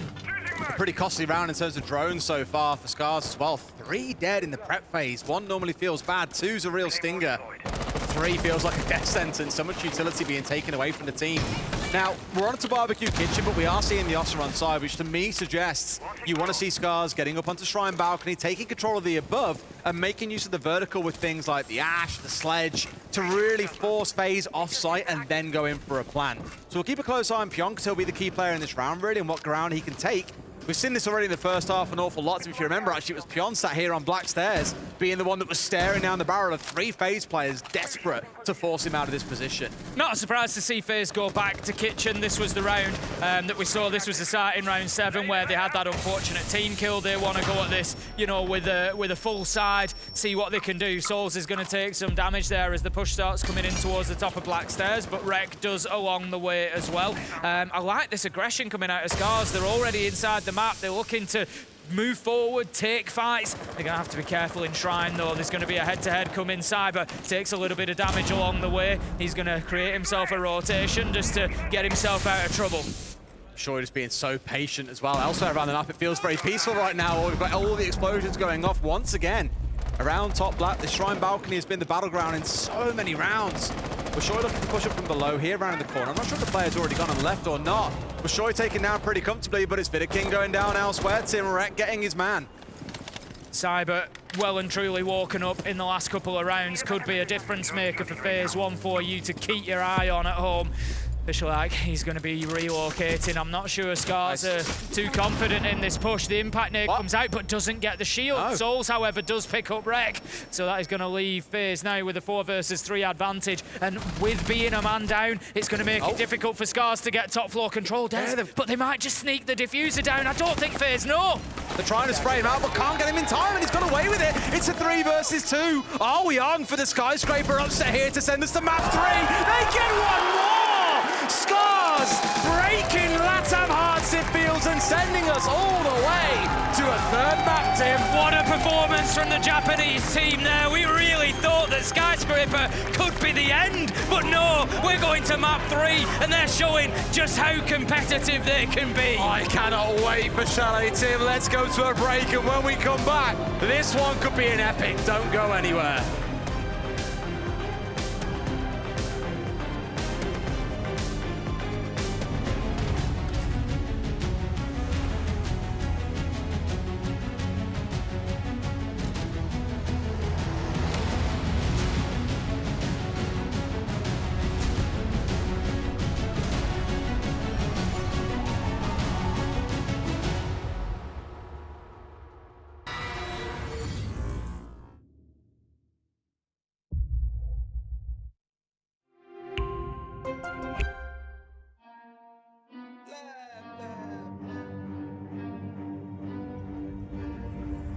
I got problems on problems on problems on problems on problems on problems I solve them. I run through the money, the pressure be calling. Left on my blessings, I feel like I'm falling. The birdie is back, tell me I'm garbage. I'm going through something, that's why I ain't calling. Phone and progression, it's all that I wanted. The phone and affection, I summon and dub it. Cause I got problems on problems on problems on problems on problems on problems I solve them. I run through the money, the pressure be calling. Left on my blessings, I feel like I'm falling. The birdie is back, tell me I'm garbage. I'm going through something, that's why I ain't calling. Phone and progression, it's all that I wanted. The phone and affection, I summon and dub it. Why you be all on my line about nothing? Why won't you go get you $1 or something? Don't hang with it who line for nothing. I see that we different, you riding, I double. I don't do discussions on bragging about hundreds. Don't go to your places, I know that they sunken. Don't call me your brother, I barely could trust it. I talked to a shorty, she bagging the bucket. And I'ma need all of my dollars on corporate, so hand me the money, I divvy the pie. I'ma give all of my people a portion to build them a fortune on flipping the ride. I can't be mixy when iffy the vibe. And 40 on 50 is really the time. Why are you all on my phone like you want me? Like you wasn't pushing the kid to the side. I run through the money, the pressure be calling. Left on my blessings, I feel like I'm falling. The birdie is back, tell me I'm garbage. I'm going through something, that's why I ain't calling.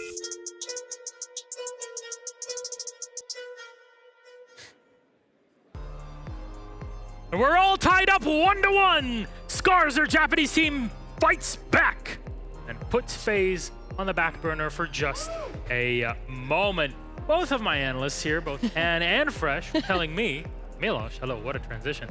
That FaZe look really good numbers-wise in Skyscraper. It's your favorite map, yada yada. And then surprising that SCARZ didn't ban it through. We have 4 bans first, and yet still it went through. And it's a tie 1-1. And what do we make out of this? I mean, I'll happily be proven wrong by a team from Japan that they can actually play a very good Skyscraper in this round. It was the pick of FaZe, and SCARZ came out victorious. It looked a bit shaky at the beginning. We mentioned, or it was mentioned that, you know, SCARZ players weren't always winning their gunfights. It looked like FaZe had good coordination. There were double swings coming out without any team fire, which we unfortunately saw later on into that game. But an immediate thing that I saw that SCARZ did better in this game was getting rid of the information and getting rid of the drones that FaZe had in their possession. We saw in Bank so many pre-placed drones. FaZe utilized the information very well, and during these attacks, it often came down to FaZe only having 2 or 3 drones left, which they had to get their information from. That's not a lot. I've never been so happy to be so wrong about a team. Yeah. I was just willing SCARZ to go and do and make this a map free. And Milos, I was once on a team called Chaos. Yeah, I remember. Do you remember? Well, everybody banned Theme Park against Chaos because they beat BDS on it once. Yeah, and then afterwards you never touched it. Yeah, so but then we were really bad at it, but people kept banning it against us. I'm wondering if FaZe have had a little bit of that because, you know, they looked very good. They looked like they were winning gunfights, and it was based off individual skill. But then once SCARZ came back, once they started, you know, settling into the game, they got there was 3 rounds, particularly on the defense. That's what we said they had to do. And then they grew and grew and grew in terms of confidence. And FaZe looked shell-shocked. It looked like they had 0 answers.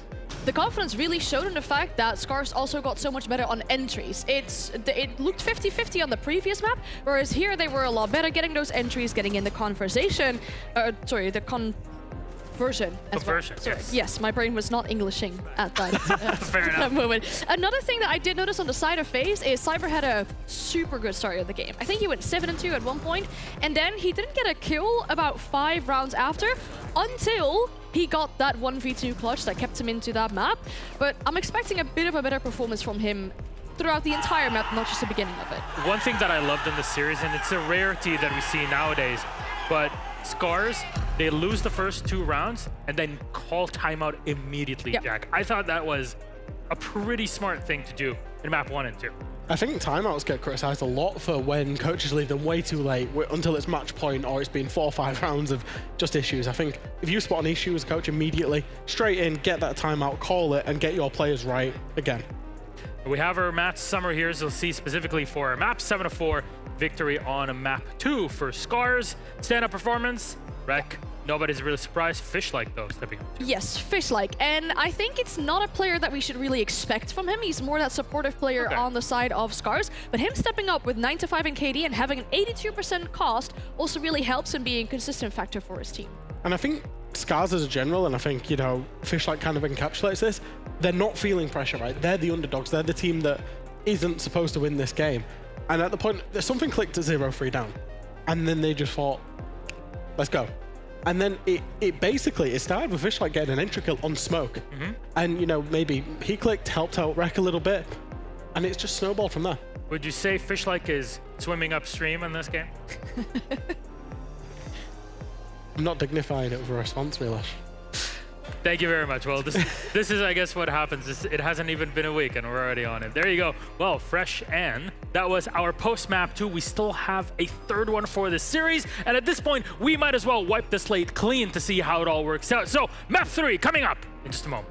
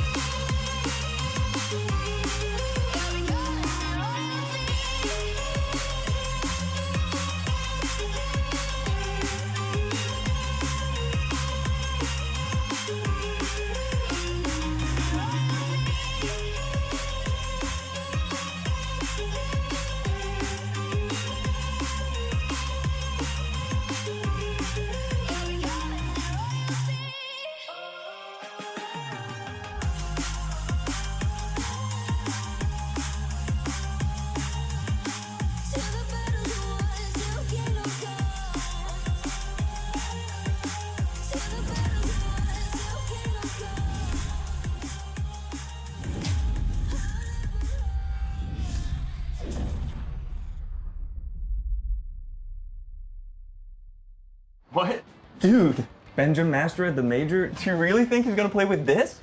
He needs something way more powerful, man. It's obvious when you see his moves.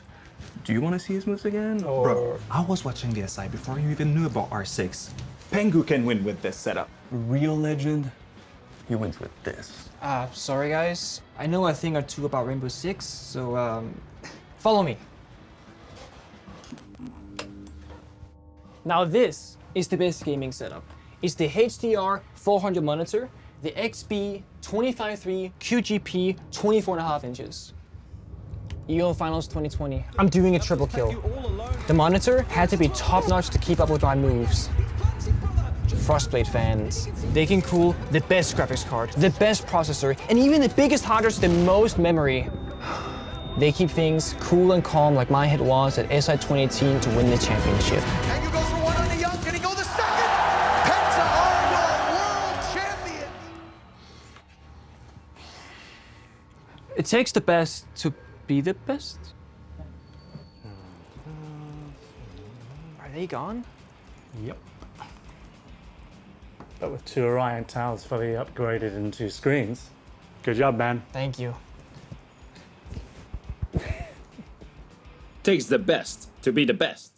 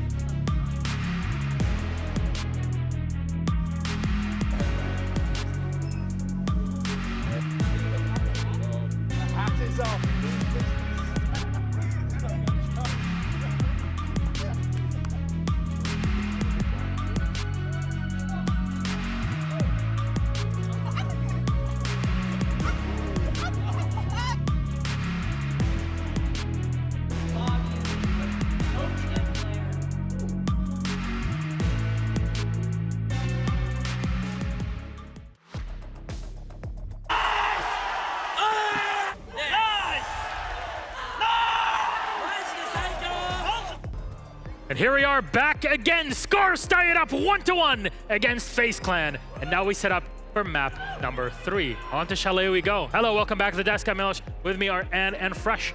Let's break things down again. We'll pull those map bans onto the side just for you to see what was played before and what was banned in between. But now to Chalet. It seems like, Ann, any numbers that we could use, I mean, they won't be as reliable when we're on the server.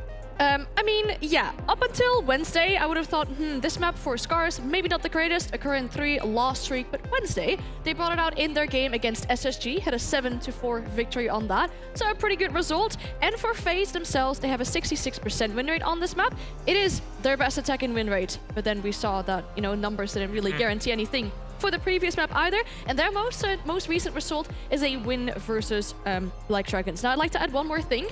We saw the players coming up, for the people at home that haven't heard or watched this, we saw the players coming up on the side of SCARZ, and the crowd was going insane. And there's SCARZ fans in here? There's a couple. So they have the backing of the crowd, which I think is really important, especially being on your first international main stage. And the players themselves, they seem like they were loving it as well. I mean, Dev Marta was jumping up on here on the desk to witness the moment, but it seems like Chalet is going to be a tough cookie for FaZe. Yeah, I think it is, and I think there's a big determination here between momentum, which SCARZ currently hold, and experience, which FaZe currently hold. FaZe have been here. You know, if we kind of look at this objectively, FaZe have been here time and time and time again. They've got people who've won majors on different rosters. SCARZ, though, they just beat FaZe on a map that they should have been impenetrable on. They've got the crowd behind them, and crucially, they've got the momentum. So what is there that SCARZ can really utilize to break FaZe? Because that experience, I mean, it weighs a lot. You can go to university for 10 years, but then, 10 years of experience after that, it's gotta be something extra. Exactly, yeah, it's good for them to get this international experience. I feel like they kind of cracked the code on their previous map as well. It was really important to deny information for FaZe. It was important for them to get those entries, and from there on, constantly trade until you get the round victory. I feel like if SCARZ can keep that up, it might look really good for them.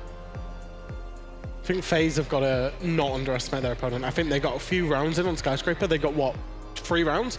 And then they were maybe just thinking, hey, we can just win this out on gunfights. We don't need to put in a professional performance. So I hope for FaZe that they've gone away. They've had a chat with themselves and their coach, and they've gone, hey, we consider ourselves the better team. We consider ourselves a top team looking to win this major. Fully reset and then put in a professional performance from round 1. Who wins it? Simple as that. Are we tossing coins? SCARZ, because they have the momentum and they have the crowd back in them, which is also really important. Jack? Well, I last backed FaZe for map 2 and I was wrong, so in the interest of doing that again, I'm going to say FaZe. He's a FaZe fanboy. Wow. All right. I'm trying to test me, we're going to need your energy for this one. SCARZ v FaZe Clan. It's map 3. It's Chalet. Back to our casters. Enjoy. We got some energy, Des. We got some, but what I love, it's Fresh is playing the double bait here. He said, I'm back in FaZe, and what it really means is last time we said FaZe, SCARZ won. So really is kind of with SCARZ. I think Are you with SCARZ? Are you with FaZe? There's a lot. Des, I am not a biased caster. I will be fair throughout the game, but I'd love to see SCARZ win. I'd love to. At this point, they can win the quarter and go on and win the whole thing. Let's just really raise the roof and cause a little bit of ruckus in their view. Let's see how things get on then. Map 3. I don't think anyone expected us to be here knowing we were going into Skyscraper, but we have made it. And SCARZ have got every chance here to set their own destiny and lock in tomorrow's semi-final appearance. Let's not forget, SCARZ have already done a job against the big opponent, former world champions, Space Station Gaming here on Chalet during Phase 2. Yep. It was 7-4. It was a 3-3 half. SCARZ started out on defense, and then they stormed through the attack 4-1. Absolutely demolished Space Station Gaming in the second half of that game. Our social prediction is highly in favor of FaZe here, Des. You've got to weigh something for their experience. They've been in this position, at least a number of these players, Souls and Cyber particularly, have been here countless times. They know what this is about. They know what the pressure is about. But you're playing against something that can't always be factored in. You can't always put a number on what SCARZ have got at the minute, Des. And that is the passion, that is the belief, that is the momentum. The one thing I can't help but look at, I know we were talking earlier and yeah, Fresh is saying our #1 map is Bank, whatever it was he said. For me, we've got slightly different equations in the way that we work this out, but for me, Chalet is the #1 map for FaZe. This is where I feel a little bit nervous. For SCARZ, it's their lowest pref out of all the maps they play. Their win rate isn't particularly high when you look at the round count. I know they've done all right, for example, against Space Station, but let's not get too excited for SCARZ just yet. There is still a long hill to climb, and of course, FaZe, they want to be able to bounce back from that. They've been smarting, no doubt, in the break after that. I just hope we see the comms stay up, because again, there were a couple of times at the team kill in that last map where comms clearly just fell slightly, and it cost them dearly. Bans are all done and locked in, Tim. SCARZ starting out on the defense for those that may have missed it, which means FaZe have got to put things together on the attacking side and show us some more of that prowess that we saw back on Bank. The one thing that I will say for FaZe here is there'll be many things that I'll say for FaZe. They, are going to be a difficult team to beat here. But the bans that have come in, we've got Ying, we've got Nock, we've got Azami, we've got Valkyrie. SCARZ have taken the Ying and the Valkyrie out. That's the same bans that they brought against SSG on Chalet. So it's only early yet, but I look at that and I think, SCARZ, do you have a game plan here that's different to what you did against SSG, because you better believe FaZe will have watched that, they'll have studied that game, and if they're going to come here and try to turn out exactly the same, it could be that FaZe are prepared for that. FaZe are a very good team at countering people, so if they come and try to do the same, it could be a tough day for them. So I'm hoping that SCARZ have got, you know, the bans are the bans, but hopefully when we get into the game, the strats, they've got some plan Bs, plan Cs, they can change things up a little bit. Absolutely. Right. Let's get things going. Baron Gaming to start things off as well. Not normally the go-to starting site for most teams, I'd say, but SCARZ here clearly wanted to keep things twisted up a little bit, keep some surprises going on. You can see that drone perched wonderfully on top of the shells that Tayo clearly has no idea is even there. I guess the beauty being that for most teams on this site, you will always expect to see a player sat here inside a split looking to do a little bit of work. So with the drone there, it's not like they're getting a huge bit of like, oh wow, that's a massive surprise. It's known information, it's expected information, but it's information nonetheless. Yeah, absolutely. You know, you really do think there's going to be somewhere, somebody in there that's going to need to be cleared at some point. Cyber already into the basement. He's going to be working his way up West Main stairs here, and I'm just wondering if he can maybe get all the way up to the top floor. The camera hasn't been checked. He's sort of feeling like, do you take that out? Do you not? Do you leave it? He does take the single shot. That will, to a very careful pair of ears, give his location away, but I think there's an opportunity for Cyber to potentially work his way further up here. It's a bit of a Cyber special, that is, really. Again, against M&M, we saw it a lot, where he would just kind of crouch walk into a really dangerous part of the map that wasn't really fully droned or cleared out. Did have a drone in front of him, but that was all it really was. Didn't have full information otherwise. But it would just create some really awkward kind of gaps in the defense where they knew that certain areas of the map were no longer safe because Cyber has walked in and taken it for free. So there is that to consider here. Vidaking on the drone through, going to again see a player playing inside a split. But it feels like a lot of drone work being done here by FaZe and not yet really moving too close towards the site. Cyber's looking in towards blue, Soul's up main. A bit of a split coming out from the depths of hell here, Tim.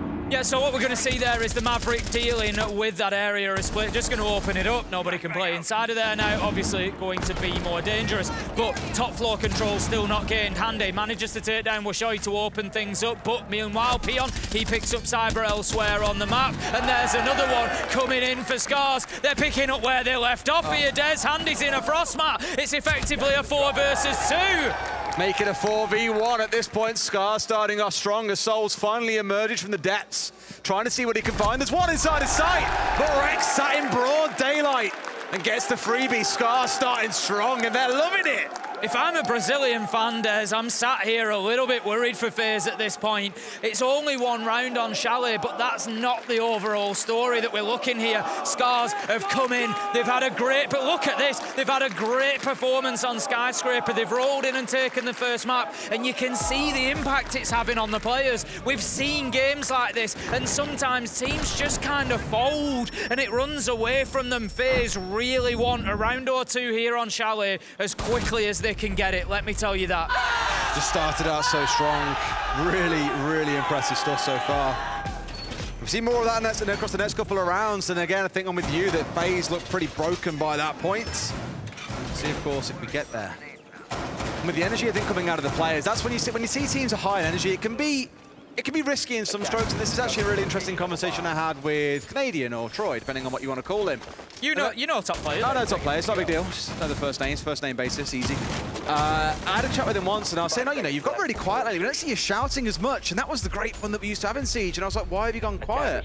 And he said, well, some of the younger players especially get a little bit kind of jumped up by that, like they get a bit overexcited, or some of them a little bit nervous at how loud I'm being. And the problem is when your energy is going up and down, you get absolutely shattered. Like, all the energy drains out of you because you're really high 1 minute, you're low the next, and you're back up again, then you're back down again.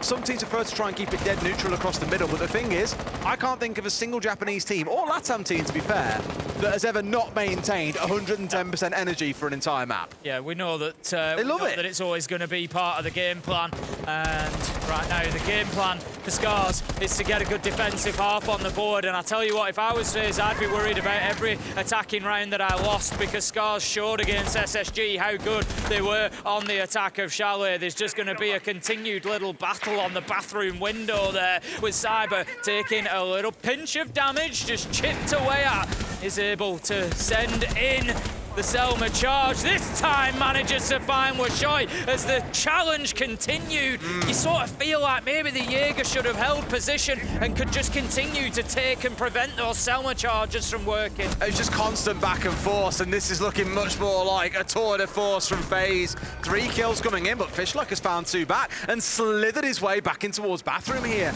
A pretty precarious position because that starts to give some control back, and Wrecker's no way. They've balanced things back up to a 2 versus 2. That's absolutely unreal from SCARZ. Again, something that they have shown us over the last 10 days or so is an ability to fight their way back into these situations. FaZe still have one out on the rappel as well, let's not forget. So effectively, there's somebody in the map on their own at this point that can be challenged in a 2v1. KDS needs to be careful because if he overextends here, his cover disappears from the Solarium window. There's plenty of time for me. They've got to think about Vita King. They wanted him on the cover. What a shot from KDS though, finds his man, and a second. Beautiful double of headshots to take the first round for FaZe. And I said it throughout the series, but I feel like these rounds will be the defining ones. When it comes down to these big clutch moments, SCARZ overwhelmingly have lost out in the Mr. Main frustration.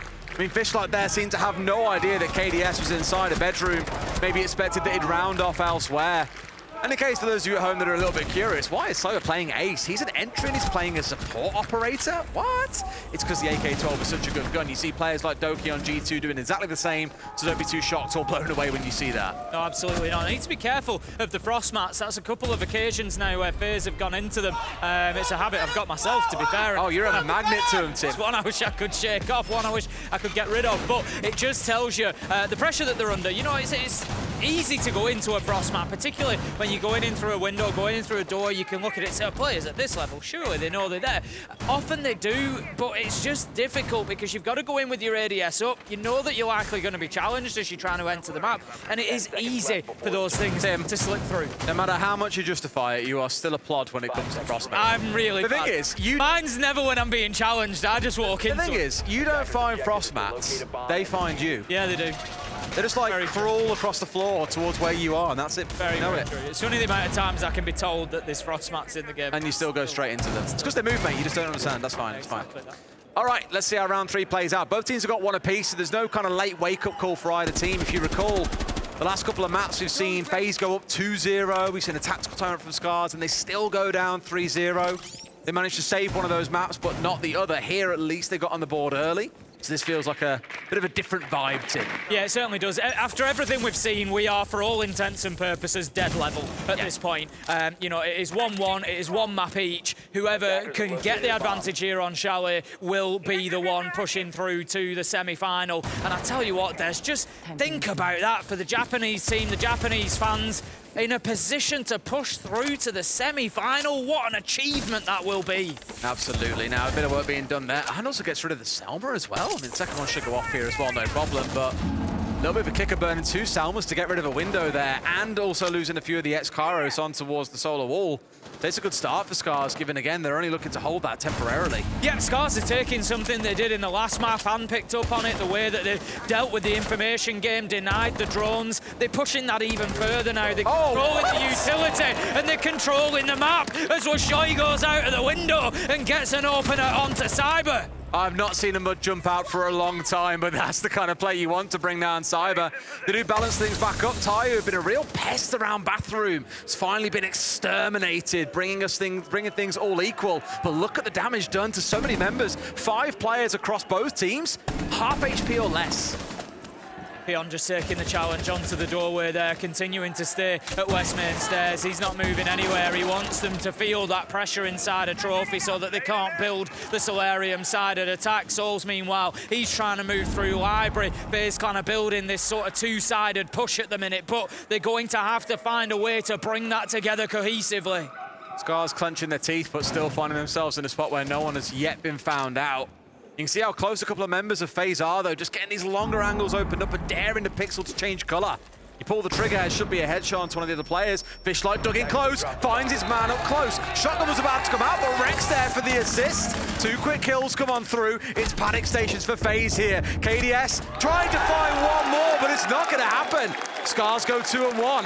What a battle that was between Pion and KDS. We had it there for the longest time. We saw Pion trying to hold that angle through to Trophy. And as I said, he was just keeping his position in West Main, and I love the way he's played that round as he hasn't overcommitted to his position. He knew that simply by being there, KDS had to hold inside a Trophy. He knew the fight was likely to come at some point, and when it did, he won his gunfight, he won his one, and SCARZ win the round.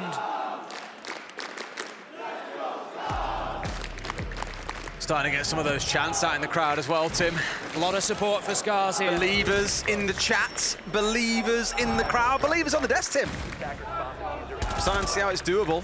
A believer in a fantastic game. FaZe have had their moments. FaZe are certainly capable still of turning this one around. We cannot, overlook that fact. No. They are a fantastic team, particularly Souls and Cyber have been outstanding so far today, but it just feels like the momentum has shifted a little bit. They need to get themselves a couple of rounds and a little bit of a lead, I think. They just need to assert their dominance. I absolutely agree. We've seen this team be strong. I mean, let's not forget as well, 3 roster changes in 2023 so far. It has been a year of transition for FaZe. I know we spoke about wanting to kind of make up for missed opportunities, looking again back towards Berlin where they missed things out in the very final round. 68 of 75 rounds played in that best of 5 against Koi. Unfortunately, well, Rogue in that time, now known as Koi, but between the two back then, there's no doubt some hunger still in some of these players to get back to a final and this time get the job done. Just looking a little bit like it may be a bit too soon if things carry on this way. Still, I always say there are 2 halves to a game of Siege, Tim. See how things change once we get there. For now, at least, it does feel like SCARZ are in control.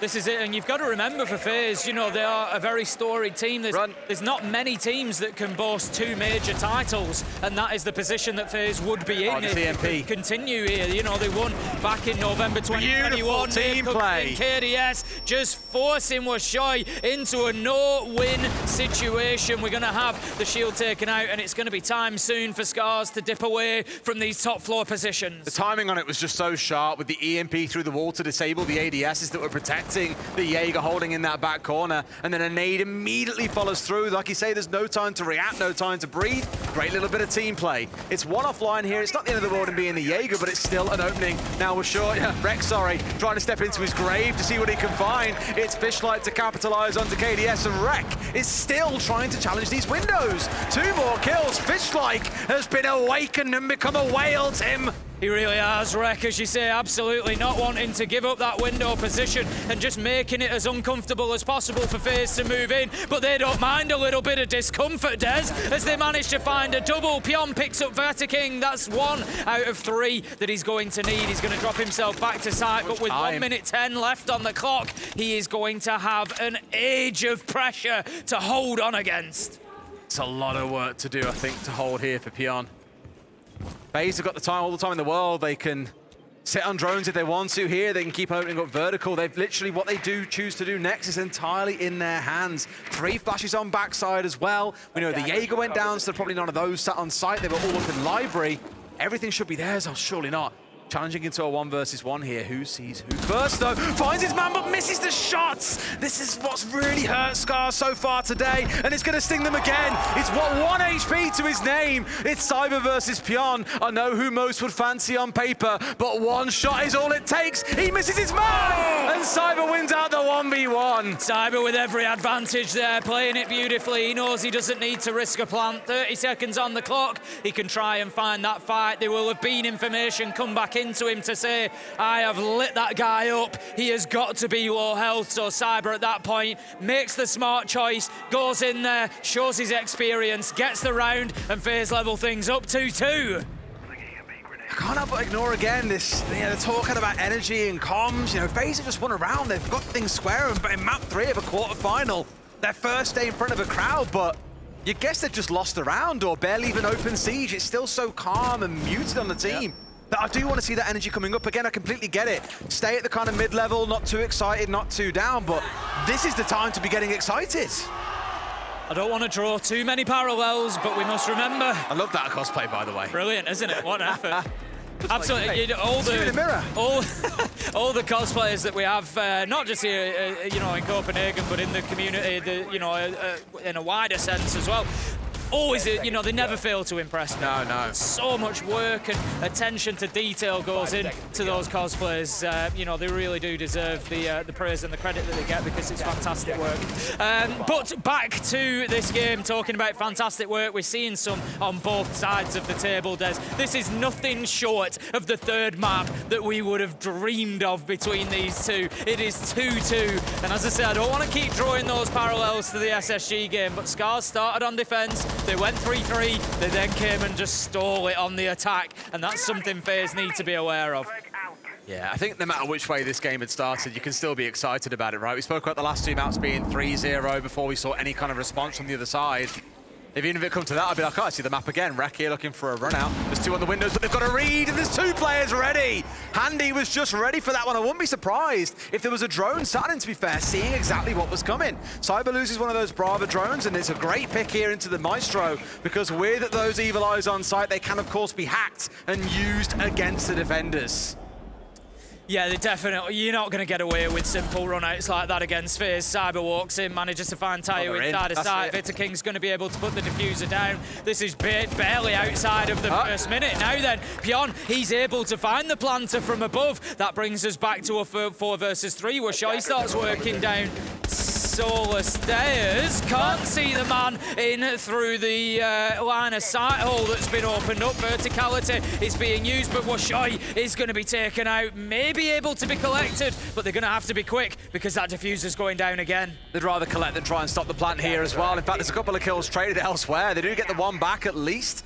But you're in a 2 versus 3 with the diffuser down. FaZe can just scatter to the high winds here, play these longer angles, and it's going to force a lot of discomfort out of these final 2 players on SCARZ. Pion just looking for that long angle, trying to get anything going.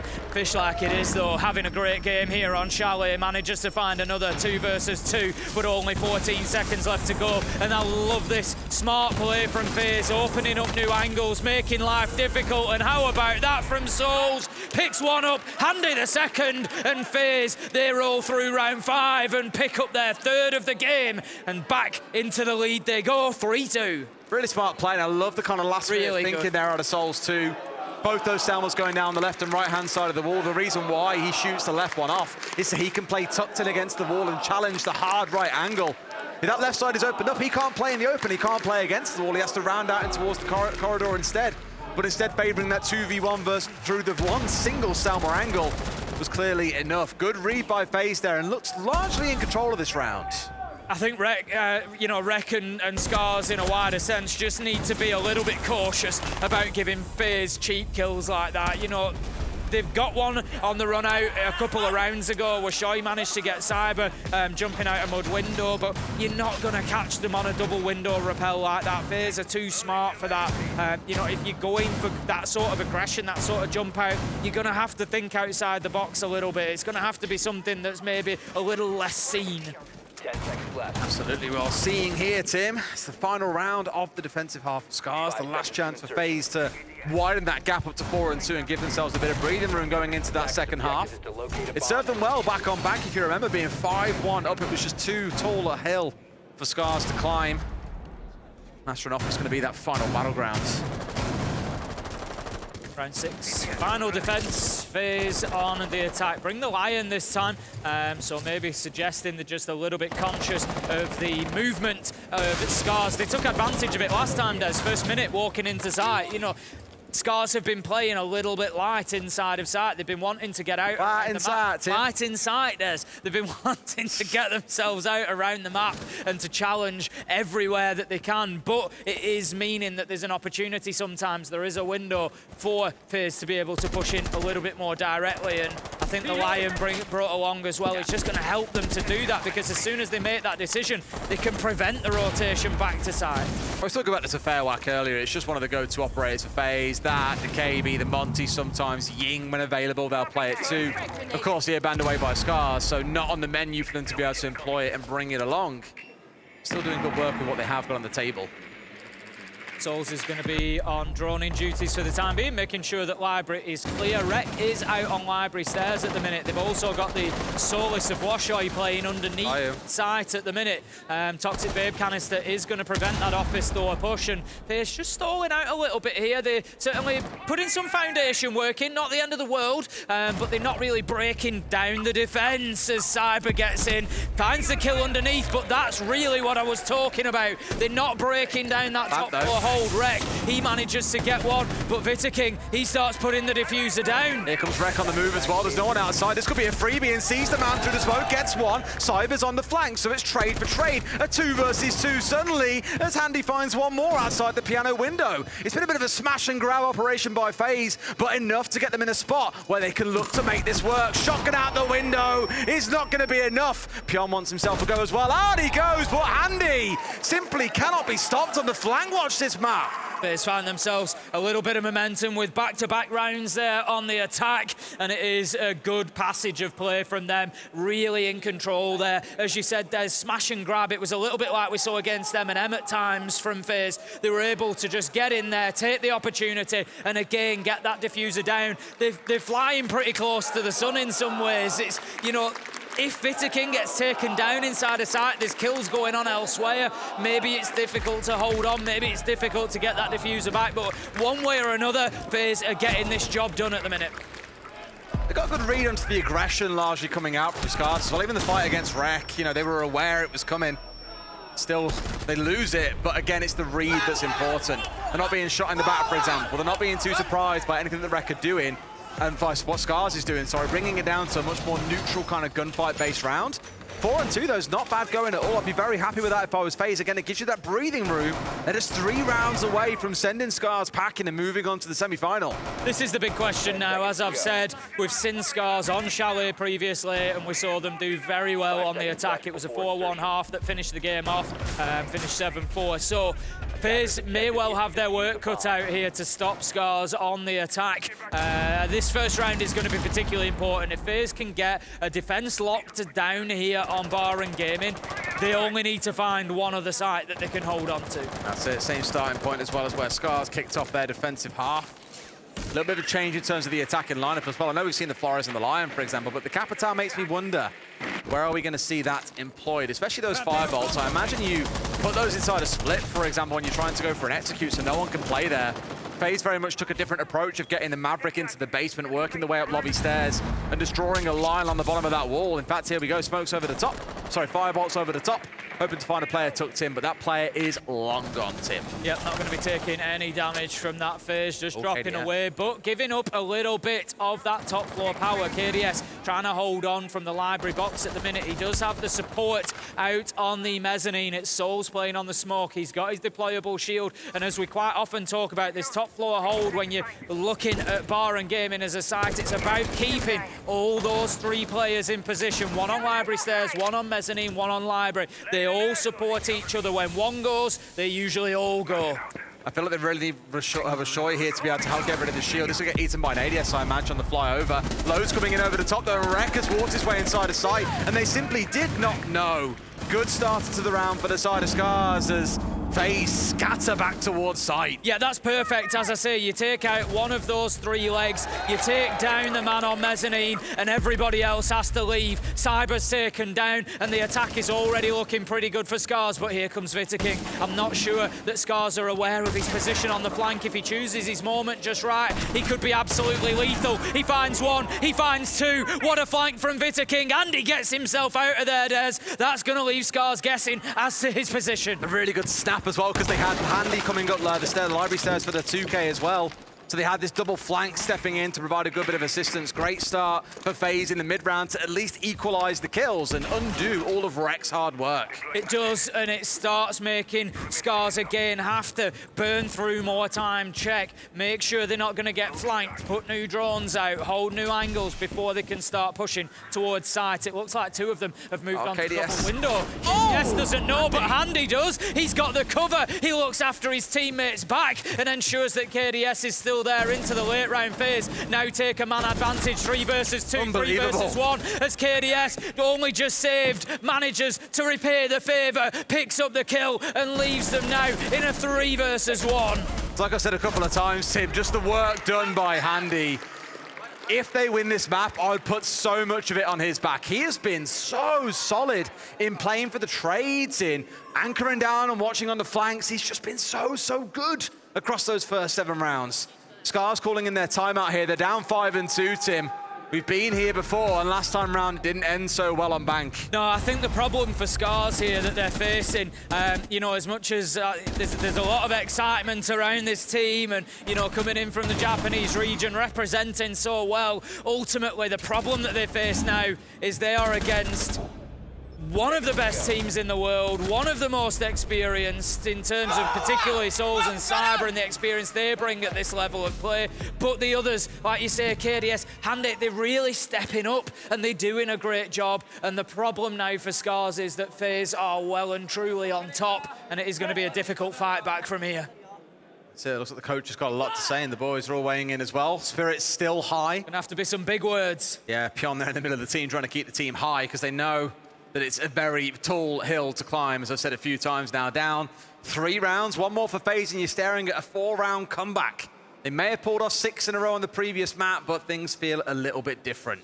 Looking at the FaZe players there, they seem pretty relaxed as well, don't they? You know, smiles, they know they've got their advantage now. And I think they'll feel confident on the defense. Like I said, by getting that first round in round 7, they now only need to find 1 more site. They know at a later point they can go back to bar and gaming, so let's assume they're able to win that site again. They only need 1 more round win somewhere, and that's the way that FaZe are going to be feeling at the minute, I think. All right, then, straight down we go into Snowmobile Garage. Didn't see this in the first half of the map, so FaZe brings something a little bit new. And Tim, I know you are deeply passionate about this site.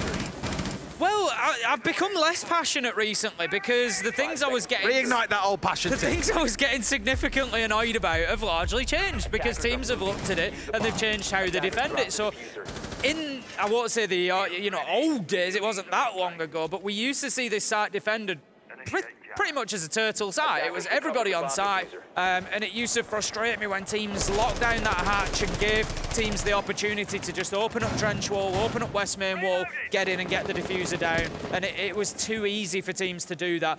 We saw a change whereby defenders started getting out into the map, and that's what we're seeing here. You know, get yourself out into the map, force a full map clearance, force that time to burn down. I think they've actually left part of trench wall soft as well. Yep. They've played the extension out with the deployable shield, so you're not giving access to that plant spot inside of Wine, and you just make life so much more difficult for the attackers to get in there and think about and execute. So I love this setup from FaZe. You got it spot on what I was about to talk about as well. This man on your screen right now, Soul's playing in the trench extension. And who else would you want there? Oh yeah, tell me about it. I mean, there's a few players that have played this sort of position, a few teams that have tried to venture with it, and we've seen some real wars over trench as a result. Loads of nades going in, lots of like smoke canisters coming out the other side, shotgun blasts over the top. Because it's so tight and packed, and it does become just that, a real battle. So we'll see if that weighs into things later on. For the most part, SCARZ are trying to work top down here, so not too concerned with that trench hold. Andy just pinging that pre-placed nitro so that his teammates know where it is and they can feed the information back into him if there's somebody on the attack in place to be hit by that, and he can just pull the trigger. More great team play from FaZe. We've said it a number of times throughout the matchup today. It's been one of their major strengths. The way they use intel, the way they drone for each other, and the way they play off each other as a team has been great. Are working their way in towards this north side, though, so we'll have to come face to face with Souls at some stage or another. Whether or not it's onto this trench door, which it looks like it's going to be.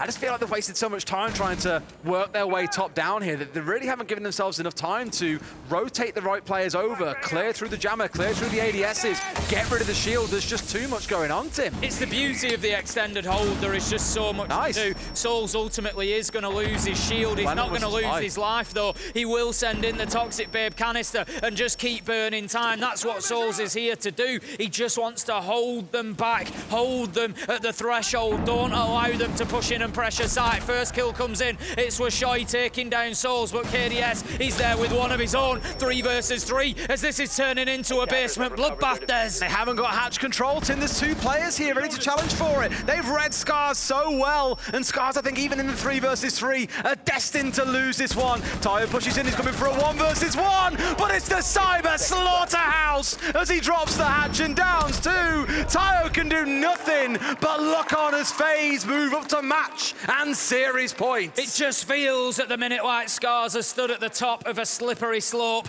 and they are moving down it at speed now as FaZe just take round after round after round. However this goes, you know, those guys can be proud of their performance. They've shown up, they've done fantastically well. What a game they've made of it, but they're going to have to show up doubly well now. There are no more mistakes from this point out.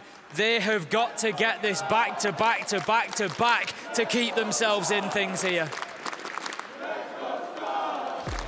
Still a lot of support for the SCARZ team. Still a lot of those in the crowd that want to see them pull this one back. I mean, I'm never going to say it's impossible. We all saw how Skyscraper played out, but it's just this drop. Double kill Cyber, man. Just decimated them, and again, really did. It feels like every time Cyber is in a gunfight, Handy is not too far away. He's just round the corner, he's ready to swing and make it a 2 versus 1, or in that case, a 2 versus 2. I know a lot of the limelight goes on to Cyber for the plays that he makes, but for me, again, Handy has been by far and away the MVP here on Chalet. Yeah, great play so far. It helps that he's got 11 kills. 11 and 4 is never going to hurt. No. 11 and 4 is never going to hurt. It's not just the stats for me, it's the positioning, it's his involvement. He's just always in the right place at the right time. It's beautiful to watch. Well, this is it, SCARZ. 4 rounds in a row, or that will be the dream over, unfortunately, and FaZe will continue on into the semi-final, which I'm sure they'll be absolutely ecstatic with, and you can't argue, really, Des, that they don't deserve it at this point. You know, both teams have really earned their place if they were to go through, but FaZe, after what was a bit of a battering over 8 or 9 rounds between 2 maps, have really fought their way back into this with a real passion. Exactly that, right? Exactly that. You can't say it's not deserved. Brett goes down. Washoi just kind of flip on a dime and get at least a kill back. But he's going to say, screw you, Rek. We're winning the round, man. We're all the way in. 2 players have gone down here. Really, they need to get recovered. And really, this is karma for Washoi for opting not to try and get Rek up. It's basically a 3 versus 3 for now, unless someone can save these 2 players. But they might have to press on without them. Say Washoi maybe not in a position to be collected. Tayu moves across, but there is a shield blocking his path. 2 versus 4 though, as kills start to come in, but FaZe managed to find at least one of those downed players. They get Rek. 3 versus 2, but you've got to look at Rek on low health there. No. Not going to be easy, surely not going to give away a freebie, they will. It's 2 versus 2, Des. They've still got so much time to play here. There's really no need to rush. And as I say that, Tayu just goes in for the gunfight, finds Vidaking in the 1 versus 1. It's KDS facing down against these last 2 players. He wins just 2 more gunfights, and his team have done it, and they make it on through. Yeah, just getting on the drones. I like this from SCARZ. It's smart. They're not getting too wrapped up in it. 1 minute 20, plenty of time. KDS knows that he's round the corner, but he can't find the kill. Takes No way. damage. Flips to the bailiff and takes his man down. It's 1v1. He knows he's got diffuser, but no! He doesn't need to peek. He does. And Tayu manages to find the kill and keeps SCARZ fighting for another round. I really thought then when he won that first kill in the 1 versus 2 that he'd get the next as well. Just couldn't do it the whole way. Still lots more to bounce into here, it feels like, as well. But we'll see if they can do it, Tim. 3 more rounds to go. It is. I mean, he had the diffuser down on the ground there. It was a tough one because, you know, he thinks obviously somebody's following in, so you have a look, you see if you can get that final kill. Maybe you can stay around the corner and wait for that audio cue of somebody stepping onto the stairs, but one way or another, he had to go for it. I can't really criticise him for that, and ultimately, it's SCARZ that are able to pick up what was a hard-fought round there. KDS just such low health, you feel if he doesn't lose quite so much HP in that fight, then he's got a much better chance, but ultimately, Tayu gets the job done, and SCARZ, they find themselves at 3-6. Problem is that, Tim, as you said, they've got to rotate through all these sites here. Really, FaZe get the entirety of the choice. They can choose where the battlegrounds are going to be in these next 3 rounds. And to make things even more difficult, we're seeing that mirror brought out. This was a real headache operator when they played it against Eminem. Just frustrating as all hell to break through if you're playing it correctly, and these boys seem to really have a good feel on it. No things like a mute on side, though, to help deny it being blasted away. So there's at least something for SCARZ. The problem being here that you've got to be able to then deal with players that can step into good positions to spray any X-Kairos off that mirror window, for example. So we'll keep a close eye on how Vidaking holds it. Here we go then. SCARZ, they continue the run back. They'll be looking to get themselves another attacking round. Rek straight up to Solarian window. Cyber's actually up there on the Solace and could find himself under pretty intense pressure quite quickly here. He does see the man outside droning, sees the drone come in, knows he's being hunted down. He's just going to be denying the Japanese team that utility, that information that they're looking to capitalise on. Handy's thinking about getting out of the office door here. He wants to get aggressive. FaZe, they want this done here and now. Trying to catch out Handy. He may have been trying to get cheeky onto the doorway, but not to be found. We saw this earlier on as well, because I think it was Fishlike who was, it wasn't Fishlike challenging, sorry, I think it was Rek trying to swing onto this door earlier, and it was Cyber who managed to down him as he tried to push his way out through the double door to go for an early kill. So still the same places being fought over, just obviously with the team switching sides, things look very different. What a time, C4 as well! That's Rek! What a player to find! That could be the first step of the end as KDS, he manages to find Fishlike, but Tayu says we're not quite done yet. And SCARZ managed to find one back. There's another challenge on the top floor. Handy taking damage, Tayu as well. He knows where the man's located though, and the arrow could do the business. 3 versus 3 as Pion picks up KDS, and SCARZ again, Des, dig their heels in, and they fight their way back into this one. Problem is that firebolt's just not deep, it's not shallow enough, it's far too deep to not then connect onto a player. All FaZe have got to do is just plant their feet for now and wait for them to come pushing. They vault in towards the piano window. This is where the move begins. And Washaw is looking completely the wrong way. Gets down as well. There's only one left. It's Pion staring up against 2. And Vidaking runs for the high win, but he's got his back to him. Misses again. Another crucial firefight. There's only so many times we can say that in this series, Tim. You cannot let these situations go. I like that FaZe with getting a little bit wrapped up in the gunfights then. They were 2v1, but what they've done, they've dropped themselves away. They've obviously had that call to say, calm it down, we don't need to aggress this. The time is on our side, manpower is on our side. We need to fall back and use our defenses here. We need to take advantage of the utility that we've got. Pion, he's trying to get anything he can going from above, but he is at some point going to have to push down into sight. That's it. He's expecting players to still upstairs, but there is no one up here. They're down on site, my friend, and they've got the most default positions in the world ready to play with here.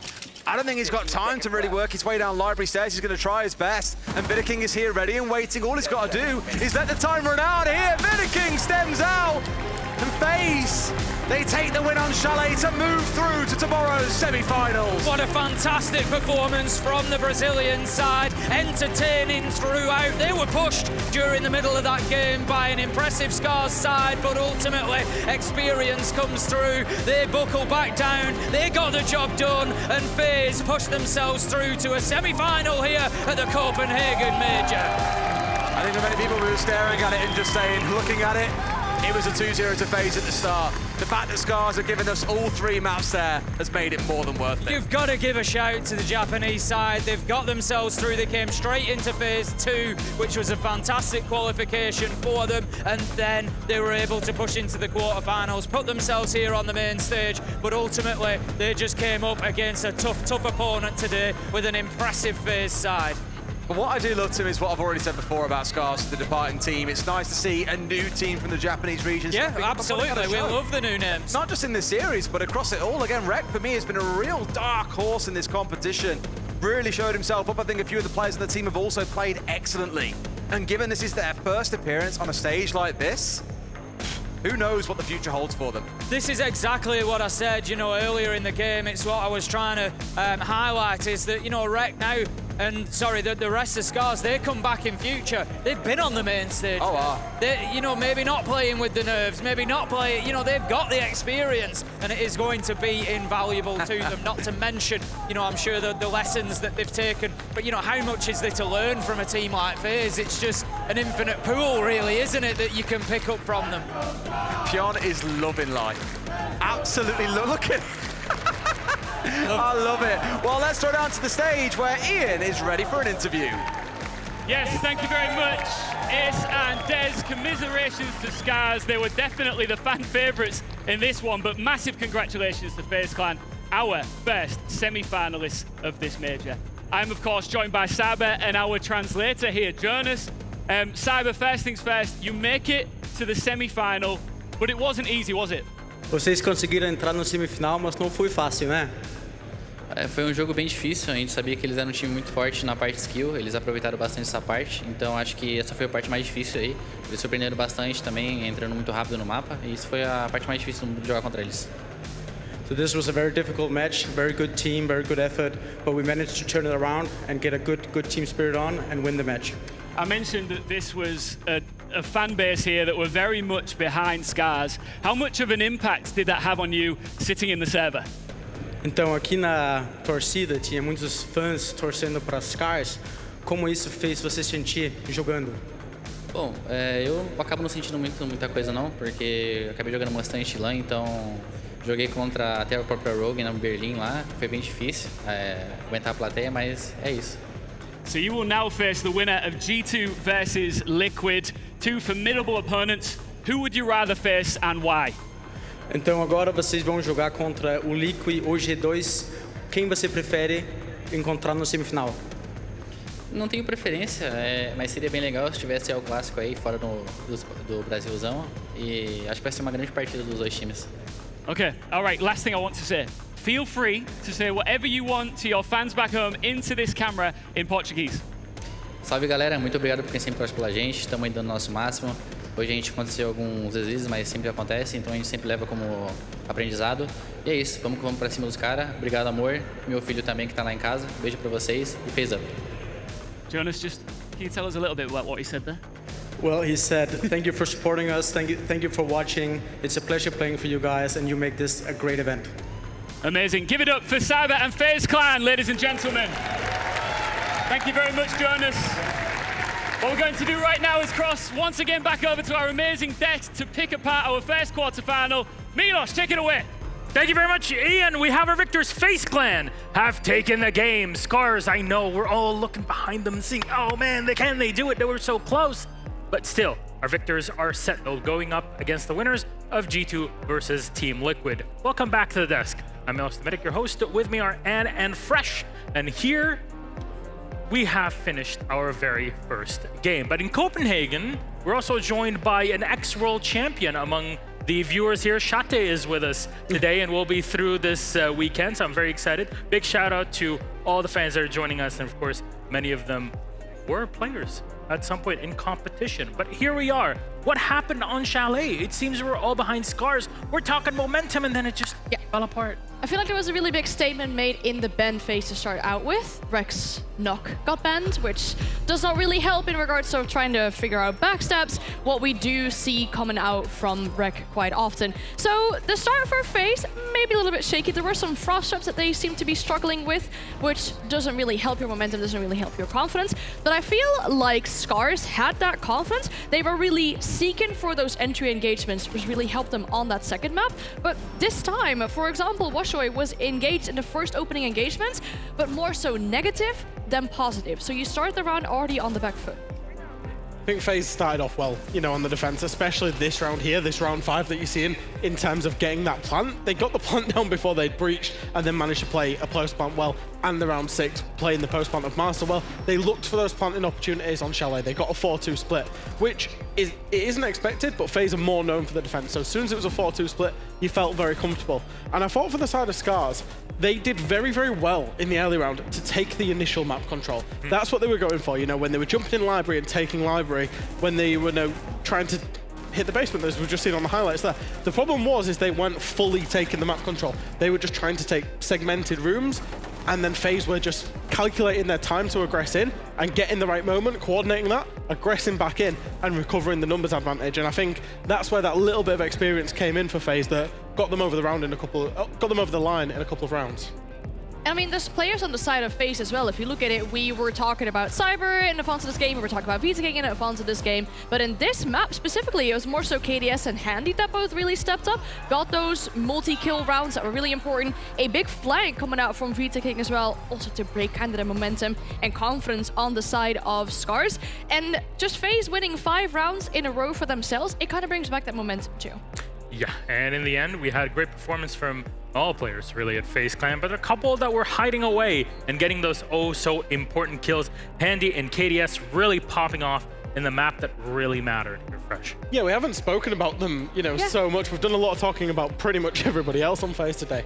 But I thought there were a couple of really smart pickups. Obviously, they are reasonably new into this FaZe roster. They did very, very well on Chalet. KDS is a former major winner himself when he won it with Team 1. So, I think FaZe have recruited smartly, astutely. I know it was a big culture change, a big change of people.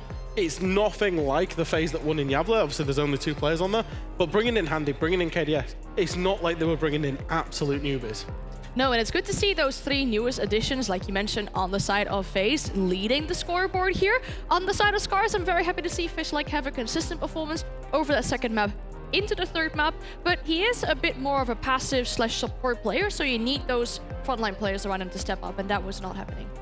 So I think all in all, we're very much excited to see SCARZ competing again in the future. Yeah, definitely. I mean, I think the crowd is as well, the way they were backing them, and the way the players were loving playing on the main stage as well. Even despite losing, they were just going out their mind, making signs to the crowd, and just having a good time. I mean, it broke everybody's mind to not have CAG here. I know. I think if you would have offered SCARZ before this tournament started, they came in as a FaZe 2 team. If you would have offered them, you make main stage, you go 2-1 with FaZe, it's a very close game, but you go out of the quarterfinals, I think that's expectations met, exceeded, even, to be fair, for this SCARZ roster. The only way they know, generally domestically, has been up. They're now on the ladder internationally. I have no doubt we're going to see them back. Got to start feeling even worse than for all the teams in Japan that are thinking, oh, we have to deal with this later. Fnatic already had their rough time, CAG, etc. A lot of things to think about and really to look forward to in the Japan League later on in this year to see who qualifies for a second major later on in 2023. That was match number 1. FaZe Clan have gotten their win. We'll see if it'll be Liquid or G2 to face off against them. Though, with game 1 done, thank you very much, Ann and Fresh. We'll take a quick break. When we come back, it's game 2.